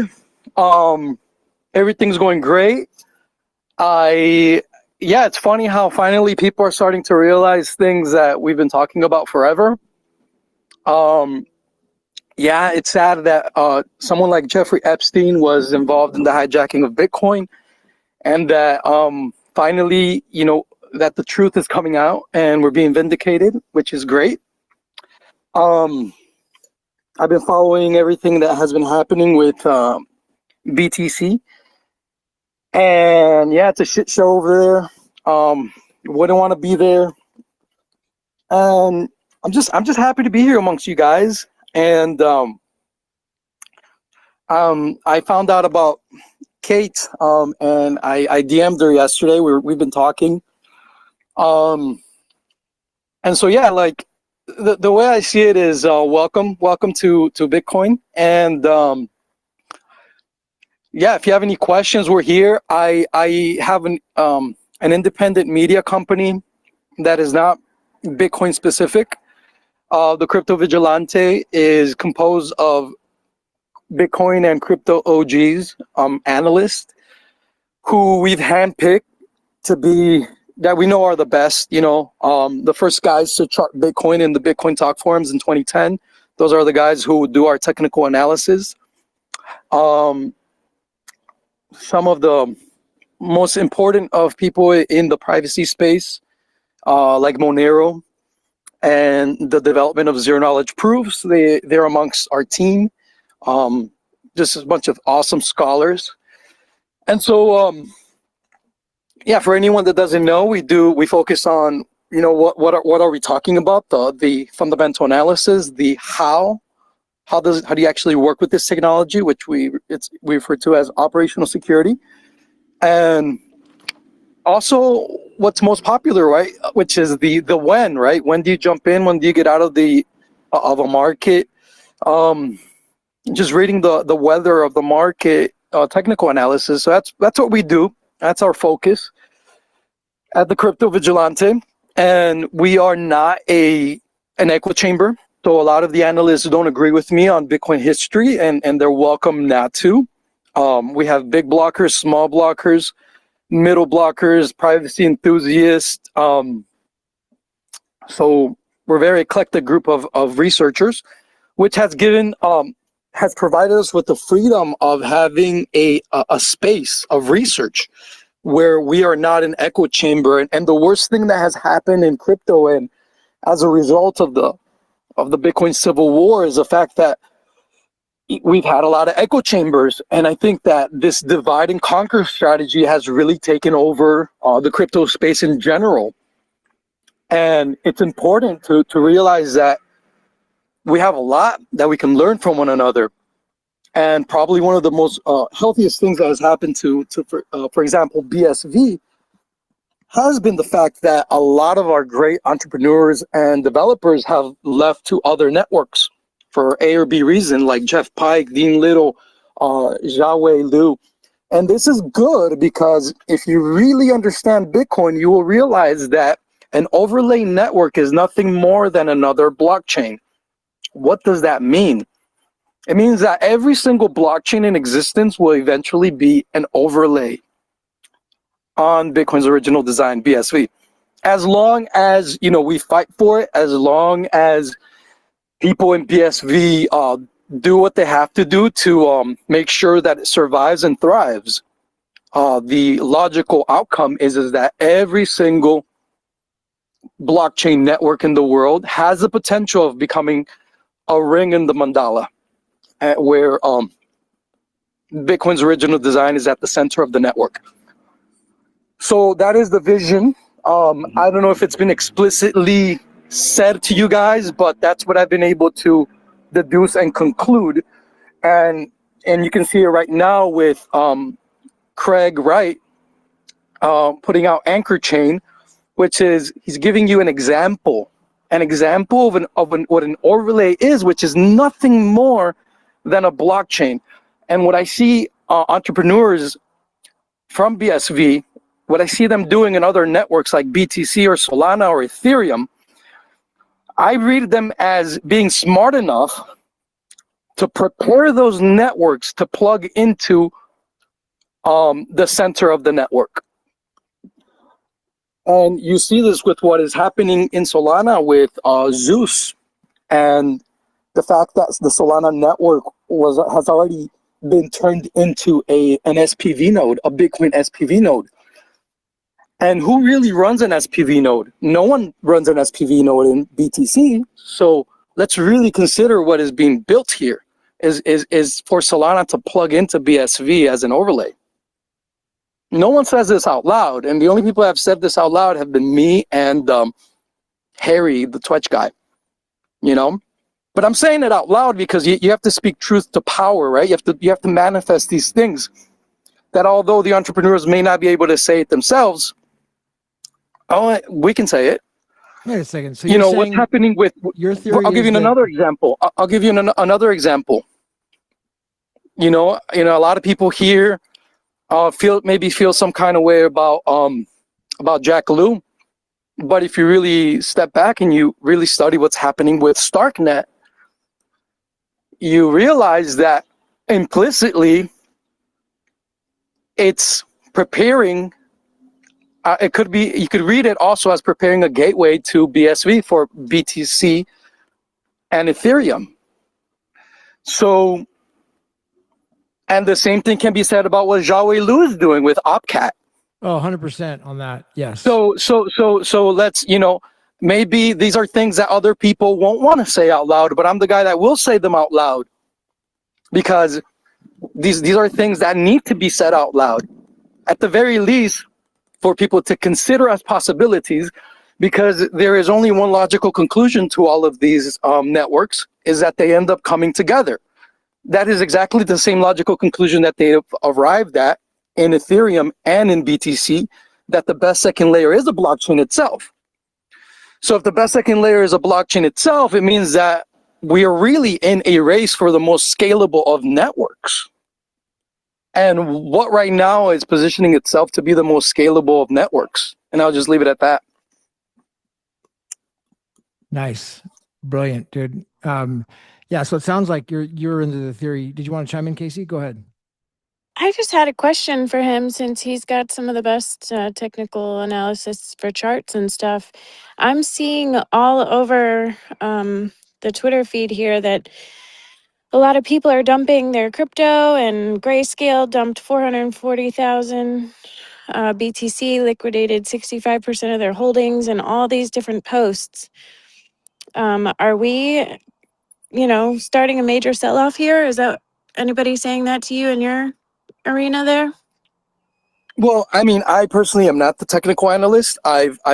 So the main guys in Bitcoin history, who have, like the top dogs in TA, went off to create what was known to early Bitcoiners as the Bitcoin Bull Bear newsletter, which went on to be called Bull Bear Analytics. The TA of Bull Bear Analytics is the TA for the Crypto Vigilante. So, according to my dudes, the next couple weeks will determine that. Like that, you will find confirmation the next couple weeks. I'm not a TA specialist, but as far as I can tell, it's whatever the market, however the market behaves in the next couple weeks. That's what's crucial, the next couple of weeks, or maybe you can say the next week. Okay. How the market shakes out from what has happened in this past week or two. Whatever, it's like the next 2 weeks are very important. But that doesn't, what's interesting is that the market has a mind of its own, and look at the privacy coins, right? Zcash, Pirate Chain, Monero, Zano, right? They've completely depegged from the altcoin market. They're like their own animal.